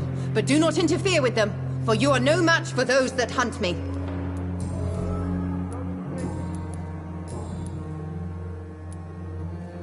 Who are you really, Miss Howcroft? I mean, apart from being a vampire. Is that not enough for you, puny mortal? What do you require? Proof of my powers? I'm curious to know who you were before becoming a vampire. It was such a long time ago, I don't remember. Centuries of unholy life can have strange effects on one's minds, you see?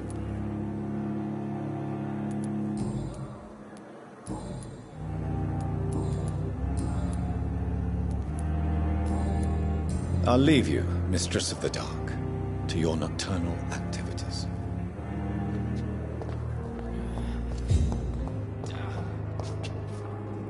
Good evening, Nurse Hawkins. Good evening, Dr. Reed.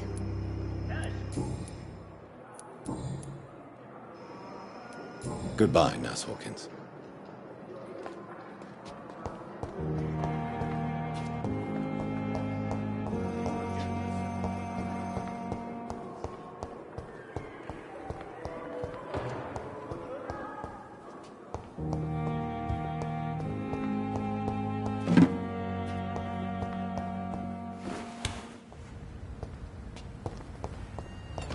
I cannot enter.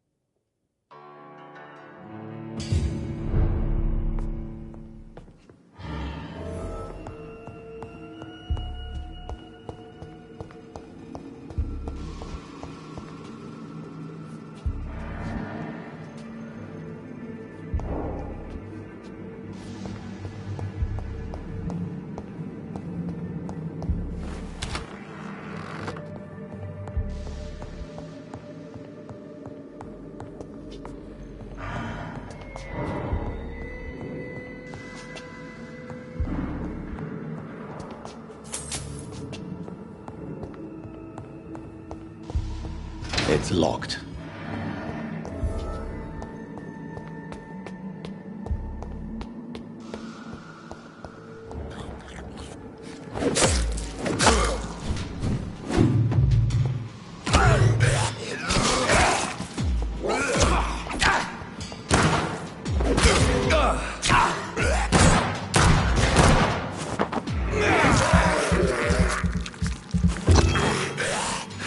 Behavior is similar to the infected William Bishop. Must be the same strain. This sickness moves faster than influenza.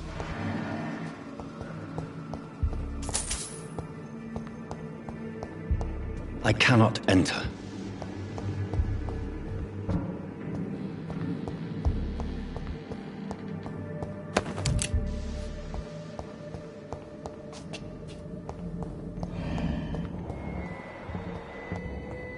This key will surely grant me access to the basement.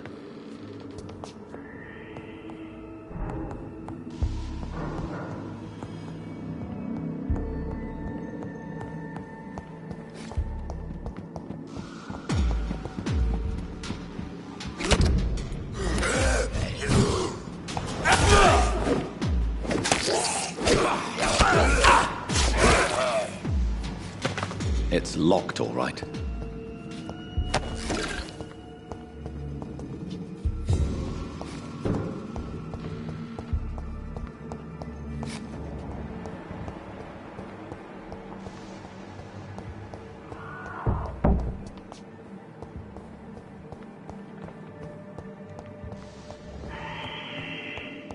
Balls of Mars, fortifiers. As popular as they are ineffective. But they do contain iron tartrate, and that might prove itself useful.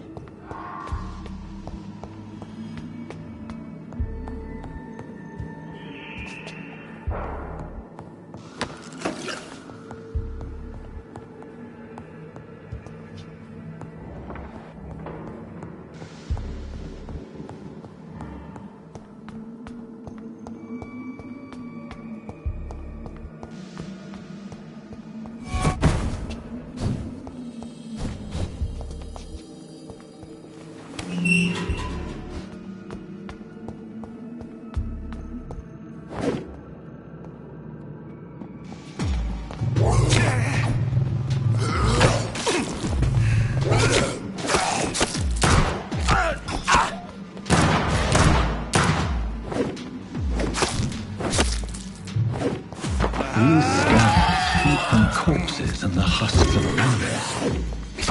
They're not after blood.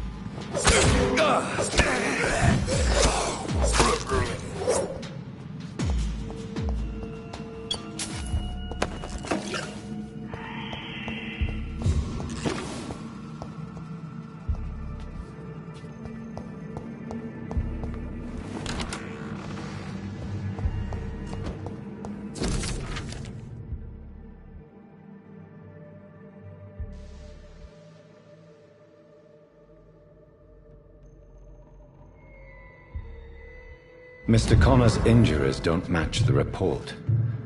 I'd better look into this.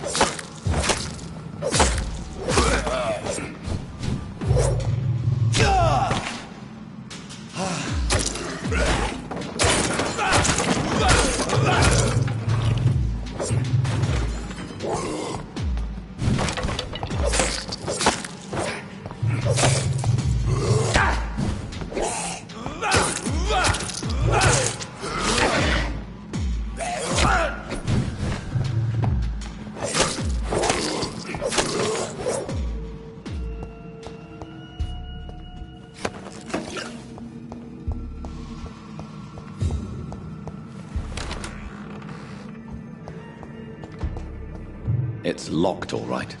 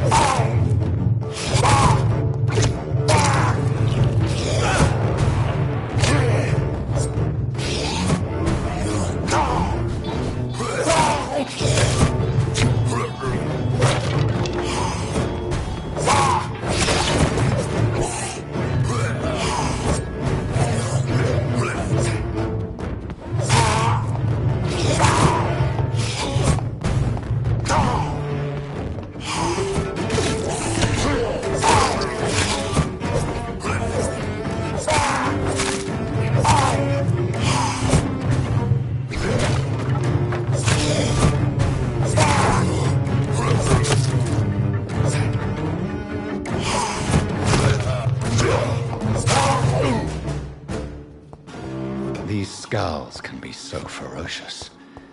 I'm not sure I can defeat them without becoming stronger. To drink blood is so tempting.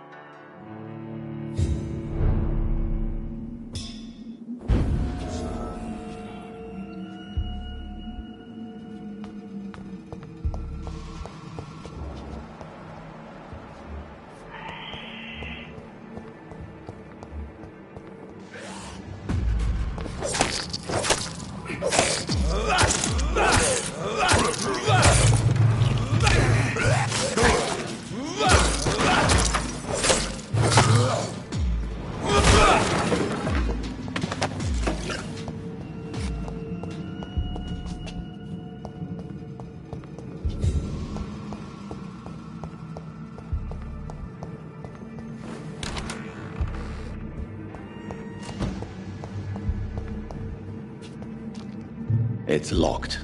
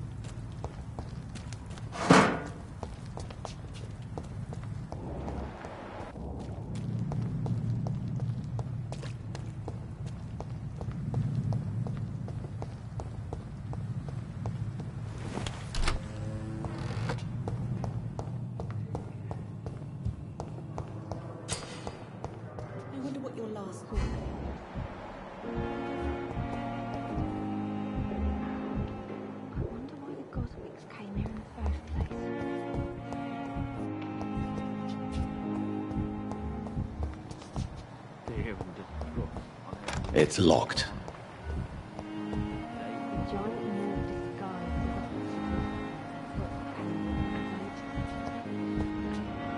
Good evening, sir. Can I help you? Unless you're here to fix my face. No. I don't think you can help me. I'm Dr. Reed. I've recently taken the position of head surgeon here. War injuries, am I right? You guessed right, Doctor. German shell took my pretty little mug right off. But they still call me Thomas Elwood. How is your stay with us, Mr. Elwood? Oh, it's bliss. I just escaped death in the trenches to be surrounded again by the moans of the dying. Can I ask you precisely why you're a patient here? It's the pain, sir. The drugs don't work. It just hurts under the scars, if you get my drift. Can I do anything for your pain? Nurses gave me a bunch of pills. No effect. Told you. It's like the flames are under my skin, burning away. Who is treating you? Is someone in particular looking after your case? Nobody since the old and tired doctor spoke to me. Started to think I was forgotten about. Wouldn't blame you. You don't seem worried by that. My face hurts so much more when I smile or cry. I've learned it's easier not to speak. But be assured I'm smiling inside.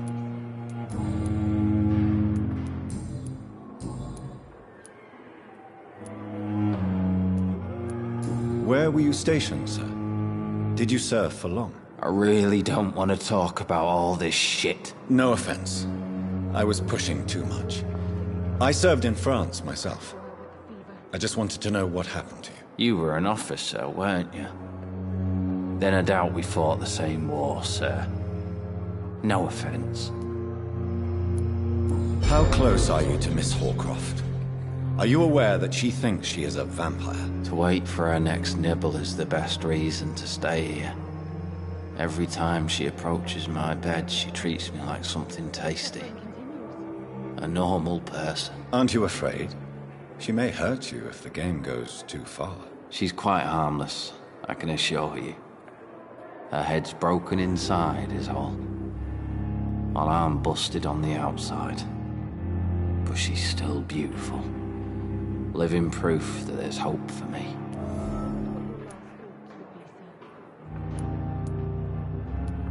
You do realize she's mentally disturbed. It's called the Cotard syndrome. She truly believes she's a vampire. In her madness, she never refers to my scars. And frankly, if I could, I'd join her world.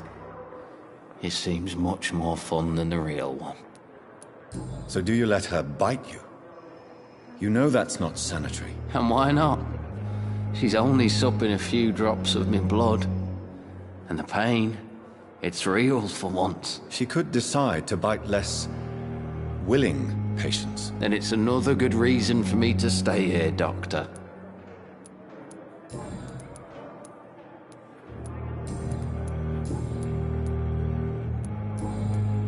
Goodbye for now, Mr. Elwood. The suffering continues. Good evening, Mr. Hampton. How do you feel? Dr. Reed, is it? Oh, sir, I must apologize for my behavior. What do you mean? I was not myself in the factory. Fear and exhaustion made me say awful things to you, I'm afraid. You remained perfectly nice and polite. A little delirious, perhaps. But who wouldn't be after enduring an abduction? Thank you, Doctor. That's a relief. Now all I need to do is rest and return to my flock. How did you end up in William Bishop's den? I had received alarming news about his recent behavior. I went to his place and he refused to let me go. Why did he abduct you? William was an alcoholic. His addiction suddenly changed to blood. I don't know why. Just like a patient I met here. This Miss Hawcroft. You dared to enter this awful place alone. You're a hero, Mr. Hampton. Or a fool. I'm just a man trying to help his friends, Dr. Reed. William Bishop was a conflicted soul, searching for light. What is the general situation in the East End docks? The situation has always been tough, with a lot of tensions between the gangs and the Dockers' trade union. The Wet Boot Boys are very nervous since they lost their leader. Who leads the gang now? Since Clay Cox went missing, it's his wife Edwina who runs the show, with the assistance of her minion, Booth Digby. Has the gang been threatening you? Ah, no. I've had this nickname for so long, you know, the sad saint of the East End. No one dares to bug a saint, not even criminals. Do you know Tom Watts, the bartender from the Turtle? I met him before I found you in the canning factory. Tom? Yes, of course. Always the helping hand, good old Tom. Without men like him, corruption and despair would have wiped out the East End long ago. People are still in despair. How could it be otherwise? The authorities have left us all to rot in this contagious nightmare. No drugs, no advice, nothing. It's a damn shame. Who should I avoid in this part of town, then? Any particularly evil figures? Not really. Most men and women are just doing their best. And it's not my habit to speak ill of people I know, Doctor.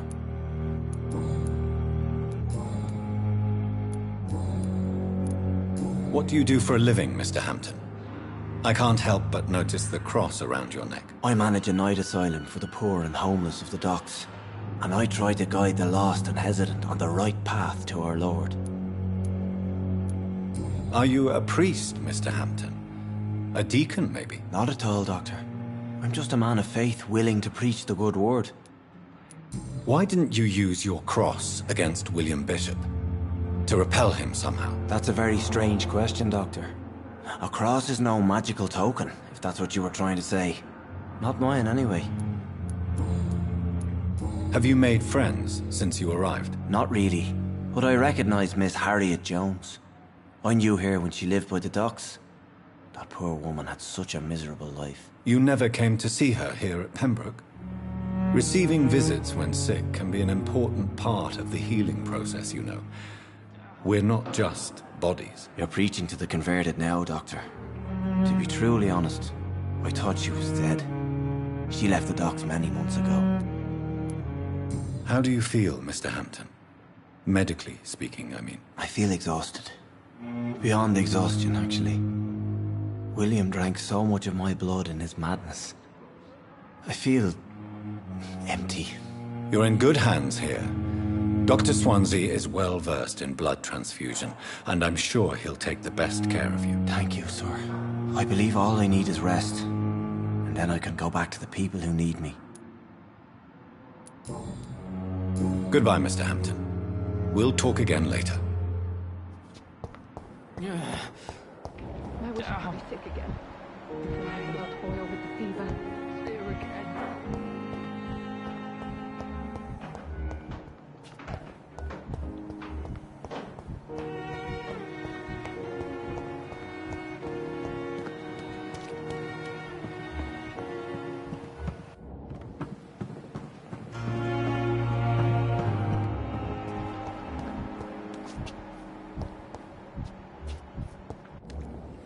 Good evening, nurse. I'm Dr. Jonathan Reed, the new surgeon here at the Pembroke. Dr. Swansea has already told us about you, sir. I'm Nurse Gwyneth Brannigan. Welcome to the Pembroke Hospital. Did he really? It's a good thing I wasn't hoping to keep a low profile. All members of staff have already read about your new blood transfusion technique. Dr. Swansea made sure of that. I see. Well, I'm a little surprised. But I suppose I'll just have to deal with this unexpected notoriety. You must know, blood transfusions are Dr. Swansea's primary subject of research. He is convinced it is the future. How are things here? Not good, to say the least.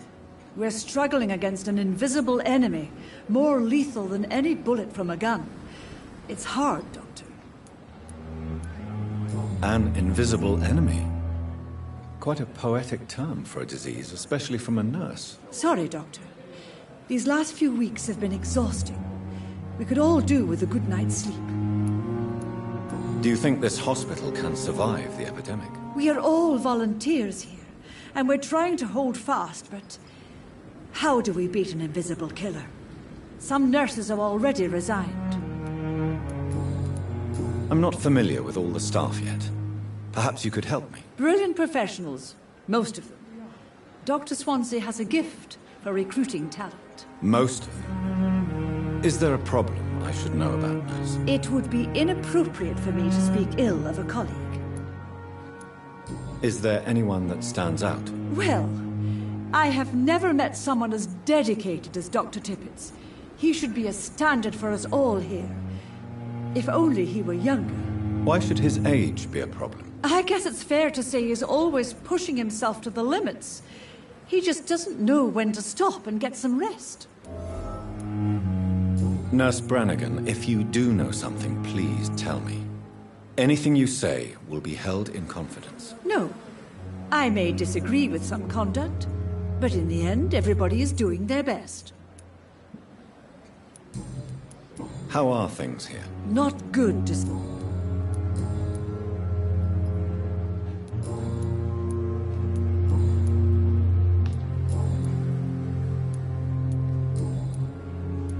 Goodbye, nurse. Call me if you need assistance.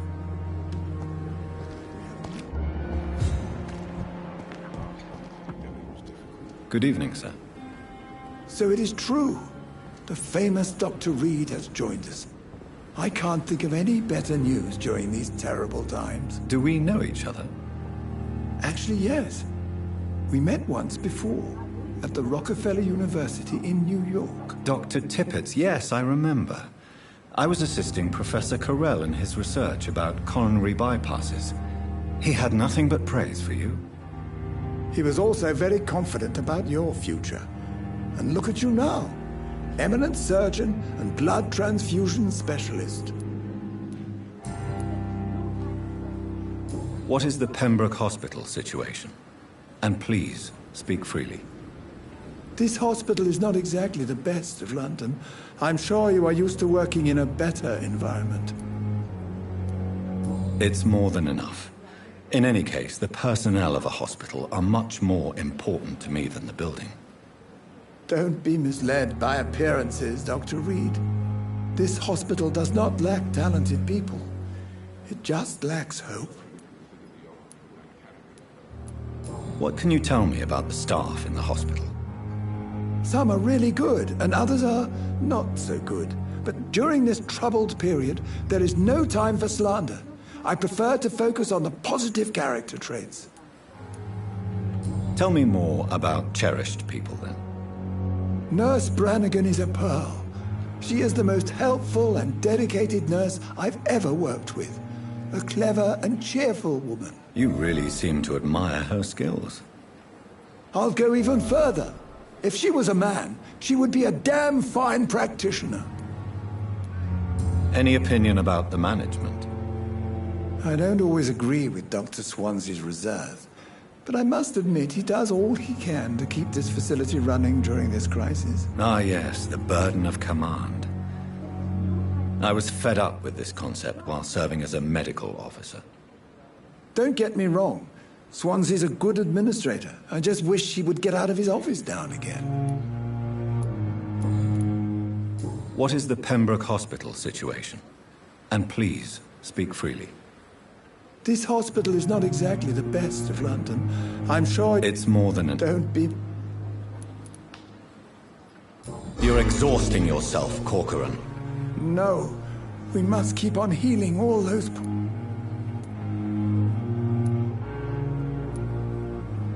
Nurse Brannigan is... She should not have told you that. You don't have to blame her for... I'm not that kind of man, my dear Jonathan.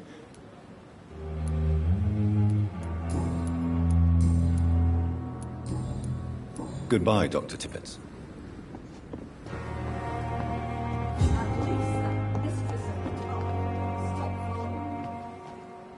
Good evening. Good evening, Doc.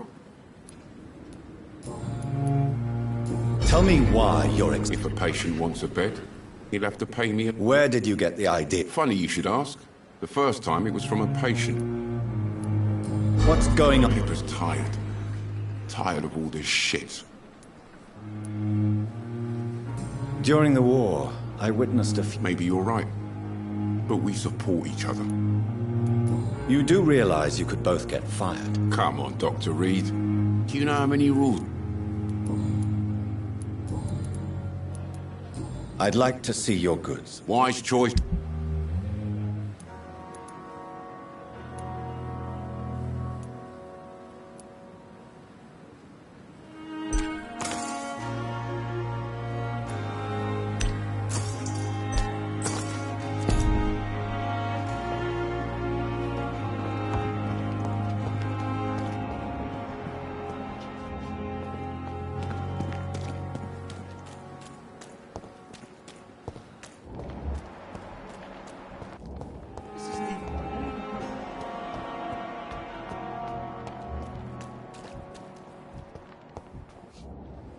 Please, sir.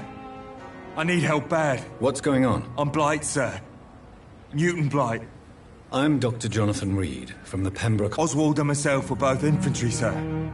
How long have you been searching? I can't go there.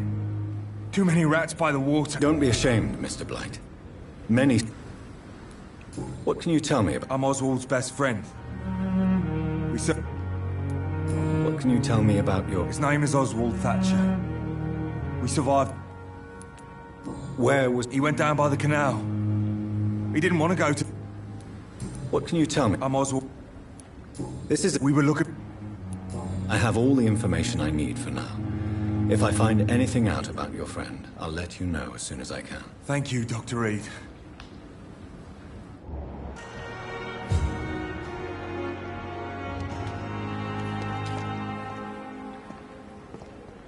Have you found Oswald? All right. I have all the information I need for now. If I... Thank you. Have you found Oswald? Not... All right.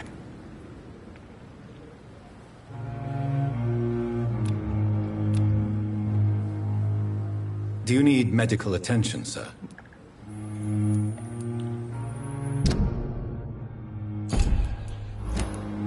I have all...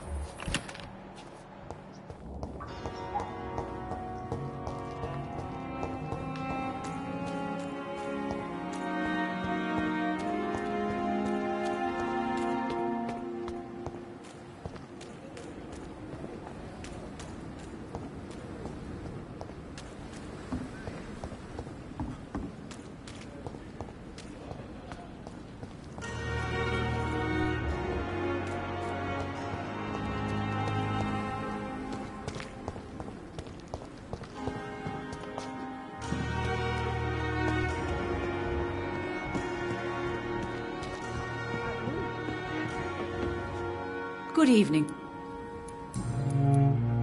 Why does Dr. Tippett claim you're... If it wasn't for him... Dr. Tippett does not think of you as just... If you're suggesting he's not taking... Goodbye, nurse. Call me...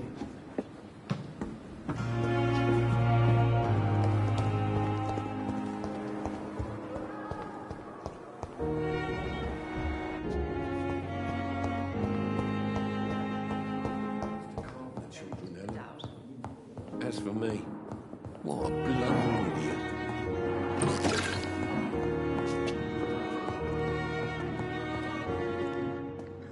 Finally, you've returned. Yes, You've managed.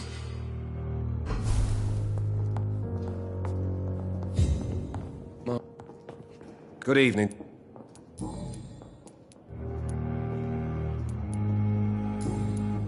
Good. You always knew the words to calm the children, Helen. As for me, Good evening. and good evening. Goodbye.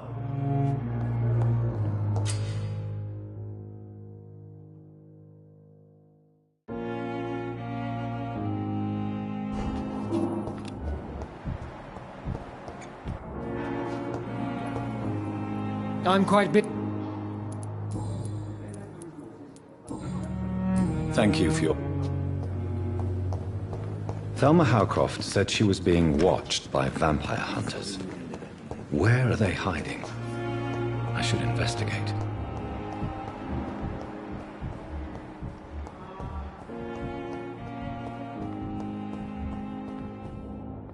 Good evening, Miss Howcroft. How are... I need blood. Tell me... Do you plan to make hit... Of course not. How could I... Would you say... No. I'll leave you, Mistress of the Dark, to your nocturnal activity. Good evening, Miss Howcroft. I need blood. I'll leave you, Mistress of the Dark.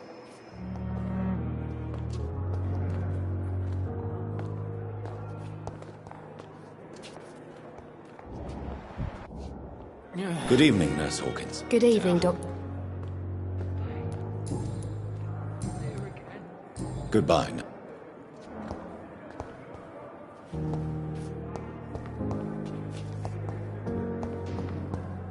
So many deaths. A lot of my own. Good evening, Miss Howard. I need blood, Doctor. I'll leave you, Mistress of the Dark.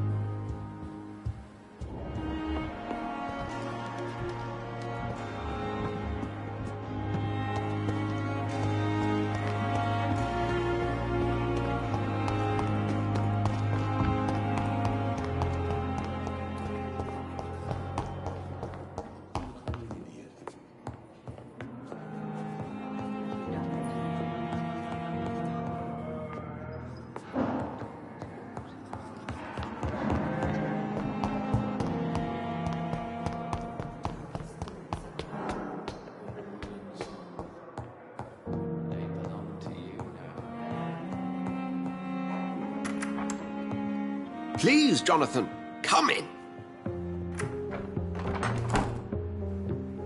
Fascinating, is it not? In the last decade, so many mysteries have been brought to light with our microscopes. The human body, biology's penultimate frontier. The more we explore its boundaries, the less we're able to trace a clear line between life and death. You, my friend, have a foot in both countries. The view must be vertiginous. It's at least as vertiginous as chatting about vampires with you, I would say. This must be all so new to you. This area of town, the hospital. I wish I could share your enthusiasm, Dr. Swansea. I cannot express my thrill at this serendipitous turn. There is an absurd poetry to my situation. Forgive me. I've been an admirer of your work.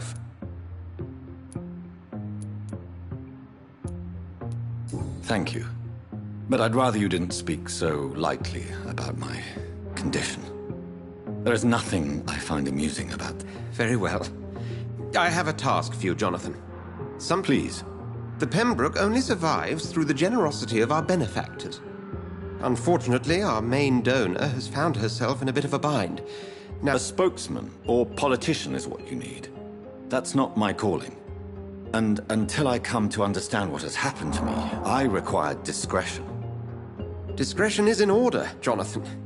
Lady Ashbury has recently received rather indelicate correspondence that, if revealed, would jeopardize her position. And you would like me to eradicate this threat? By the stole, of course not. I would just like you to pay her a visit. Her ladyship is certainly near the tents outside, tending the sick. You can't miss her. Look for someone impossibly delicate. Accepted. I'll see what kind of trouble Lady Ashbury is in. Do you need something? I have just a few questions. Then ask away. You mentioned some... Certainly. Yet you... The Brotherhood has... That... I feel it... Since you seem... As men... Must I take a lot? You are a vampire. You feed. The sun. The morning following my... You will find there is very little that can kill a vamp. The man we... He was a scut... Where do... How... The name means slave. The etymology... Just for clarity, what differences are there between myself and a skull? A skull is easier to eliminate, Jonathan, even if they remain formidable foes for the unprepared. Vampires... Now, vampires exist... since I'm the one working for you. Well, for many years, we have been the only medical facility in the... Where do we stand today? Well, to be honest, we cope on a day-to-day basis. The first... What do you expect? What we need is hope. You were a soldier.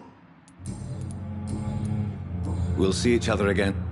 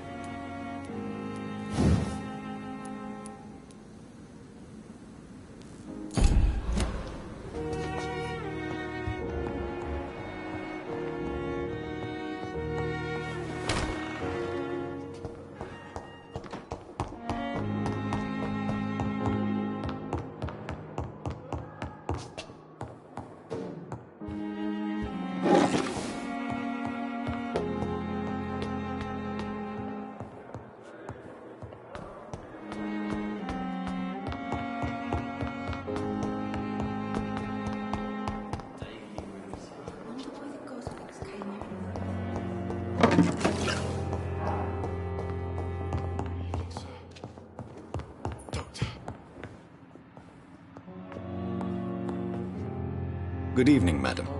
Can I help? It's my son who needs you, sir. I'm Dr. Jonathan Reed. How can... I'm Beatrice Goswick, mother of Mortimer Goswick. What can you tell... Not much to say. Are you really... Yes. Thanks to my husband. May he rest in... May I ask if you... I'm a teacher by profession. I teach young women who are more ambitious about their futures than their families. What do you think of your reception here? I have had the uttermost reservations about this hospital since... Is there something in particular that's bothering you? Some of the staff were not especially welcoming. I suspect they're not accustomed to dealing with patients of such social standing. Tell me more about your arrival at the Pembroke Hospital. The ambulance driver was quite rude, for a start. And that nurse, Miss Hawkins, seems to have quite a dubious attitude. What do you mean? She managed to secure a bed for my son despite the epidemic. It was a relief, but it wasn't cheap. She charged you for a bed? Yes, and I paid without question, considering the urgency of the situation. I share your concern, Mrs. Goswick. Be sure that I'll talk to the people involved. I don't expect compensation, Dr. Reed. But I'm aware such behavior would not be tolerated in other hospitals.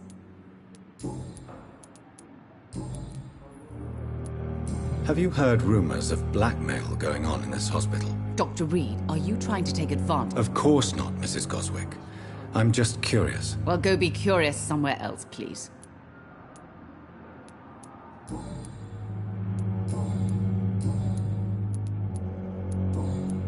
Good.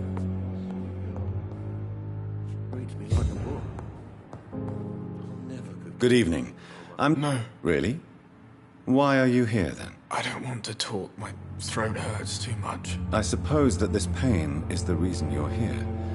Is someone taking care of you? Yes. And no. Could you at least tell me your name, sir? Mortimer.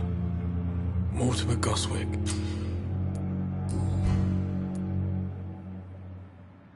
How painful is your throat, Mr. Goswick? So painful I'd rather not talk at all, Doctor. I'm sure you realize a doctor and his patient have to communicate, sir. Would it help if I gave you some paper and a pen? Not really. I see. Then maybe it's not just your throat that hurts, Mr. Goswick. Perhaps your sore throat is just the consequence of something more hurtful. Yes, maybe. But I don't want to talk or even write about it now. Why did your mother have you hospitalized here? She seems convinced this is a bad hospital. My mother just wants the best for me. She won't rest while I'm here. She'd go all the way to hell and back to help me. Pembroke Hospital may look unorthodox, but It's not me you have to convince, Dr. Reed. Is your mother bothering you? As your doctor, I can ask her to leave you alone if you would prefer. That's tempting, Doctor.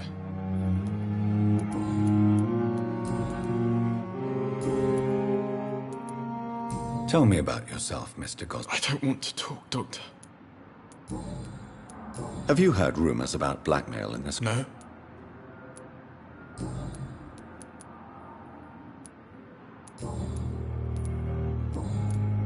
How painful. So painful. I'll let you get some rest, then. I'm all right. Good evening, Mr. Goswick. I have to... Good evening, sir. Doctor. I will not let you down, my boy. I'm quite busy.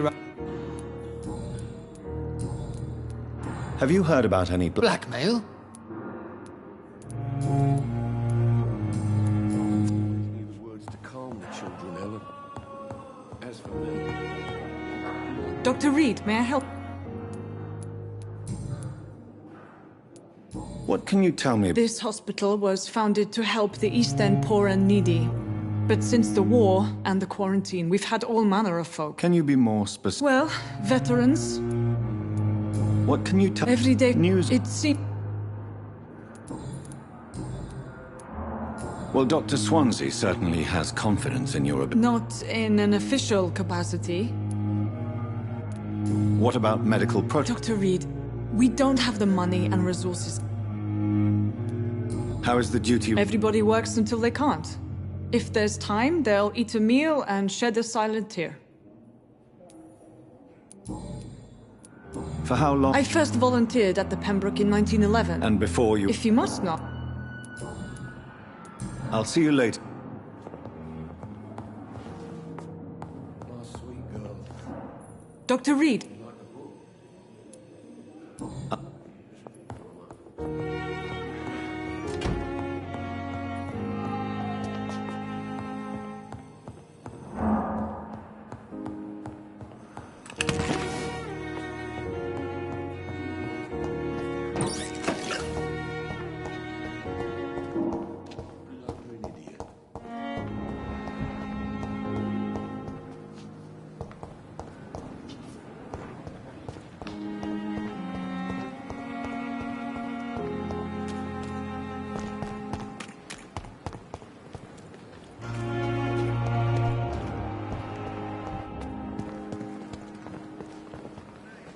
Good evening, Milton. Good evening, Doc.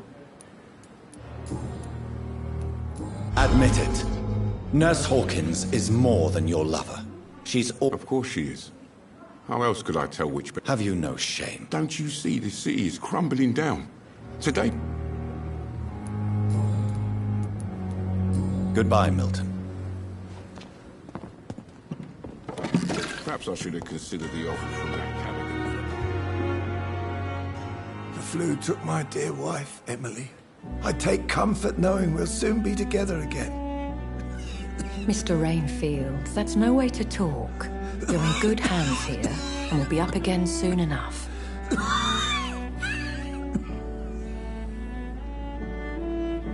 Now do me a kindness and get some sleep. I'll be back round later. Your words are kind, the blessings of an angel. You're the sweet, sweet Lady of Mercy.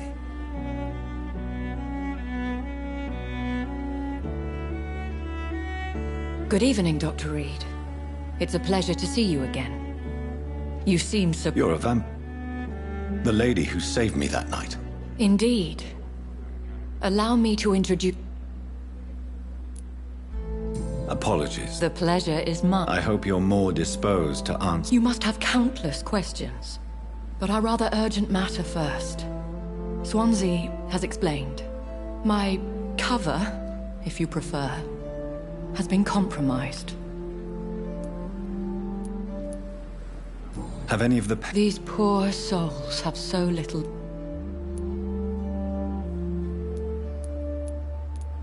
The world would be a better place if it were cared for. You make me blush. I am simply a necessary evil. Pardon my boldness, Your Ladyship, but I have questions concerning this condition we share. As a newborn, your hunger for answers is rivaled only by your thirst for blood. But the questions need wait. I'm a scientist.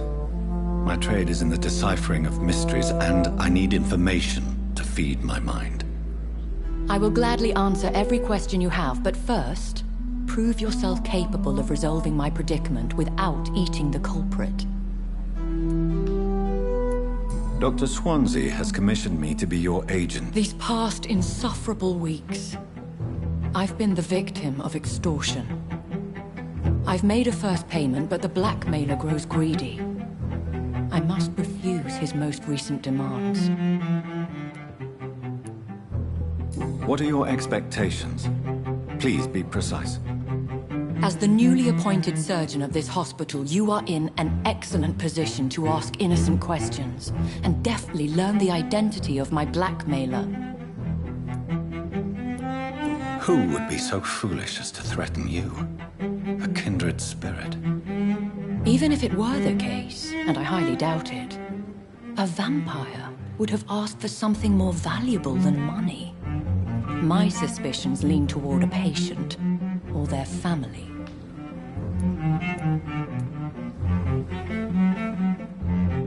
If we're dealing with an ordinary criminal, surely you've the means to deal with it yourself, if I may. As immortal tradition doth dictate, all fangs and hypnotic eyes ablaze, the blood would run like a river. That's what I hope to avoid. Violence has a tendency to spiral out of control. Please continue. Every detail is... My embarrassment in this matter is eclipsed only by my shame at having put the hospital at risk. The threat from our anonymous scoundrel is clear. A list of dates. My visits coinciding with the dates of suspicious patient deaths due to massive blood loss. Is it true? Now aren't you the blunt one?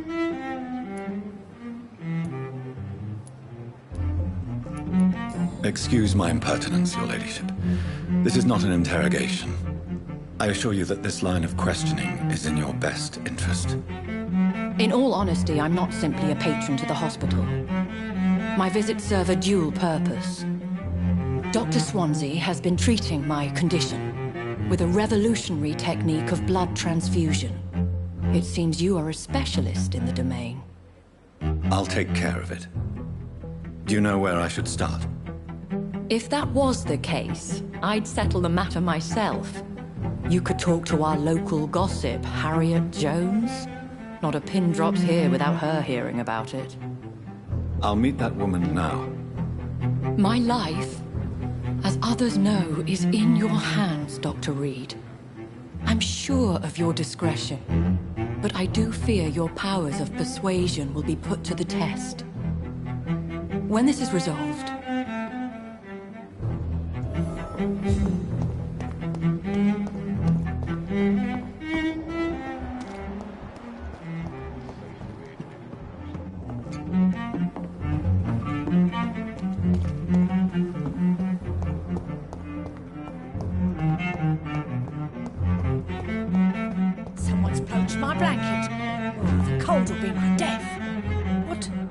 What?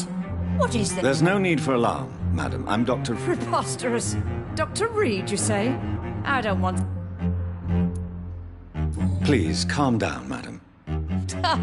How brave. Threatening an old... Harriet Jones. Indeed. I've been... Oh, better than any patient, nurse or doctor. I heard there have been some despicable... Blackmail? Wait. You're investigating some... If I didn't know better, Miss Jones, I'd be inclined to... God's honest truth, Doctor. It's just the way it is here. Most of these bitches would let you freeze to death before... You seem to know more about the goings-on here than anyone else. Beware, Miss Jones, in case suspicion should fall on you. That's it. Blame the old and infirm. I see those little bitches' greedy little eyes, just waiting for me to pop off that... I assure you, madam, this is not an investigation into a possible medical error. Debauchery, then? Nurses Crane, Hawkins, Brannigans, whores, all of them. They can't keep their legs shut. I've seen them scratching... Really? Well, if you have irrefutable proof, I'll not have the staff behaving in such a manner here. This is your business, Doctor, not mine. But I swear one of the nurses is cavorting with some man on hospital hours. Thank you for your time, Miss Jones. You've given me something to go on. See you on the next round.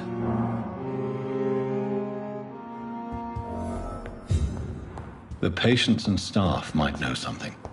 I'll start my investigation with them.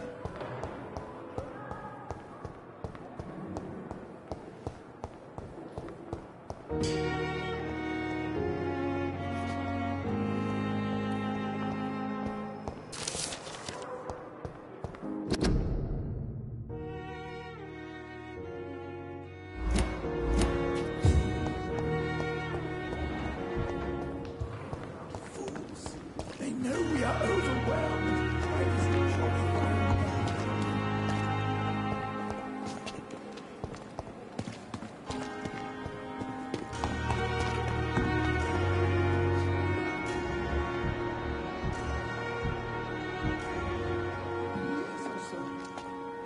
Good evening, Nurse Hawkins. Good evening, Dr. Reed. What can you tell me about the strange man visiting one of the nurses during her shift? Let me guess. You spoke with that old shrew. No matter how you feel about her, Miss Jones deserves our help. Who says I don't care for her? Hate is what keeps that old crone alive. She could have been telling the truth about the mysterious man. That old witch will end up in hell soon enough. Who cares if a nurse finds some happiness where she can? Milton cheats patients out of their money at this hospital, Pippa. Are you his accomplice? Yes, I am. Is this your definition of being useful? By abusing the sick and poor? No. It is my definition of getting out of this useless life once and for all. Why do you do it? Why not? Most of the sick who paid for a bed are already dead, or will be soon. Don't you see the future? You put a price on hope. This goes against everything you swore to uphold as a nurse. Report me then, Dr. Reed. Report the little nurse and keep on lying about the surgical errors, the wrong dosages and diagnostics that we all covered for the sake of our colleagues. Whose idea was it? What difference does it make? We did it together, and I'm guilty as charged. Answer my question. It was my idea first, even though Milton would say it was his, to protect me.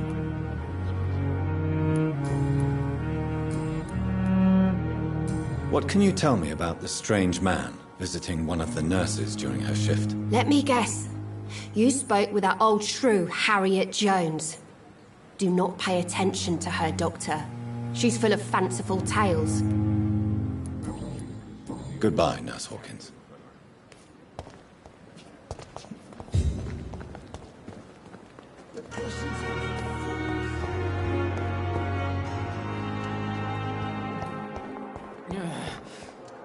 Damn. The pain. Here again.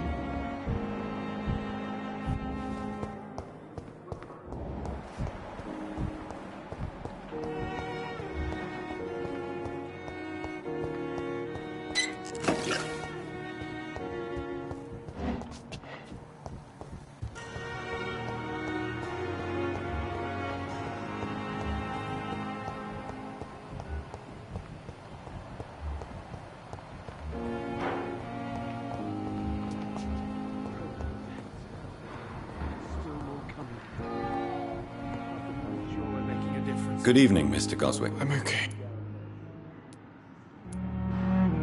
Do you need any help? I'm afraid I may, sir. I don't mean to be a... You are not a burden, sir. Healing. And you have my gratitude.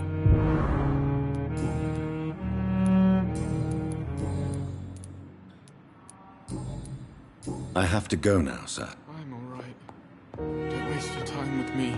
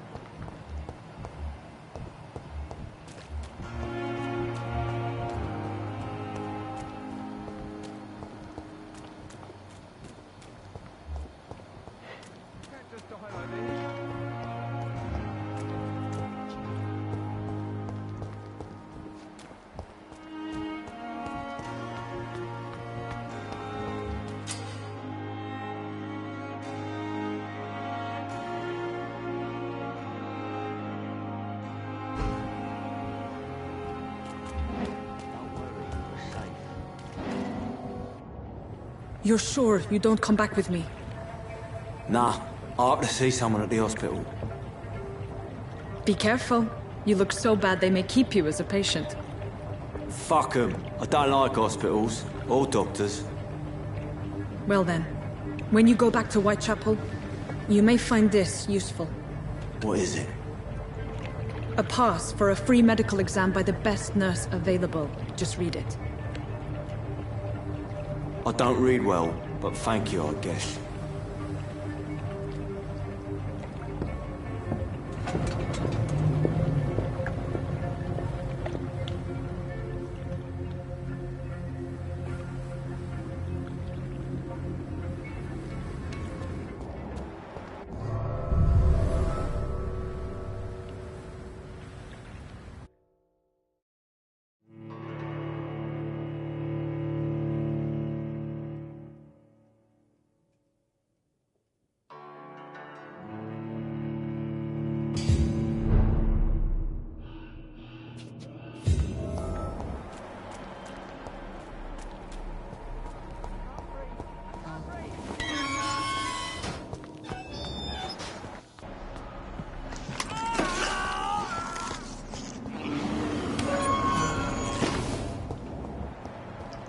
This man has been savagely attacked and dragged to the floor.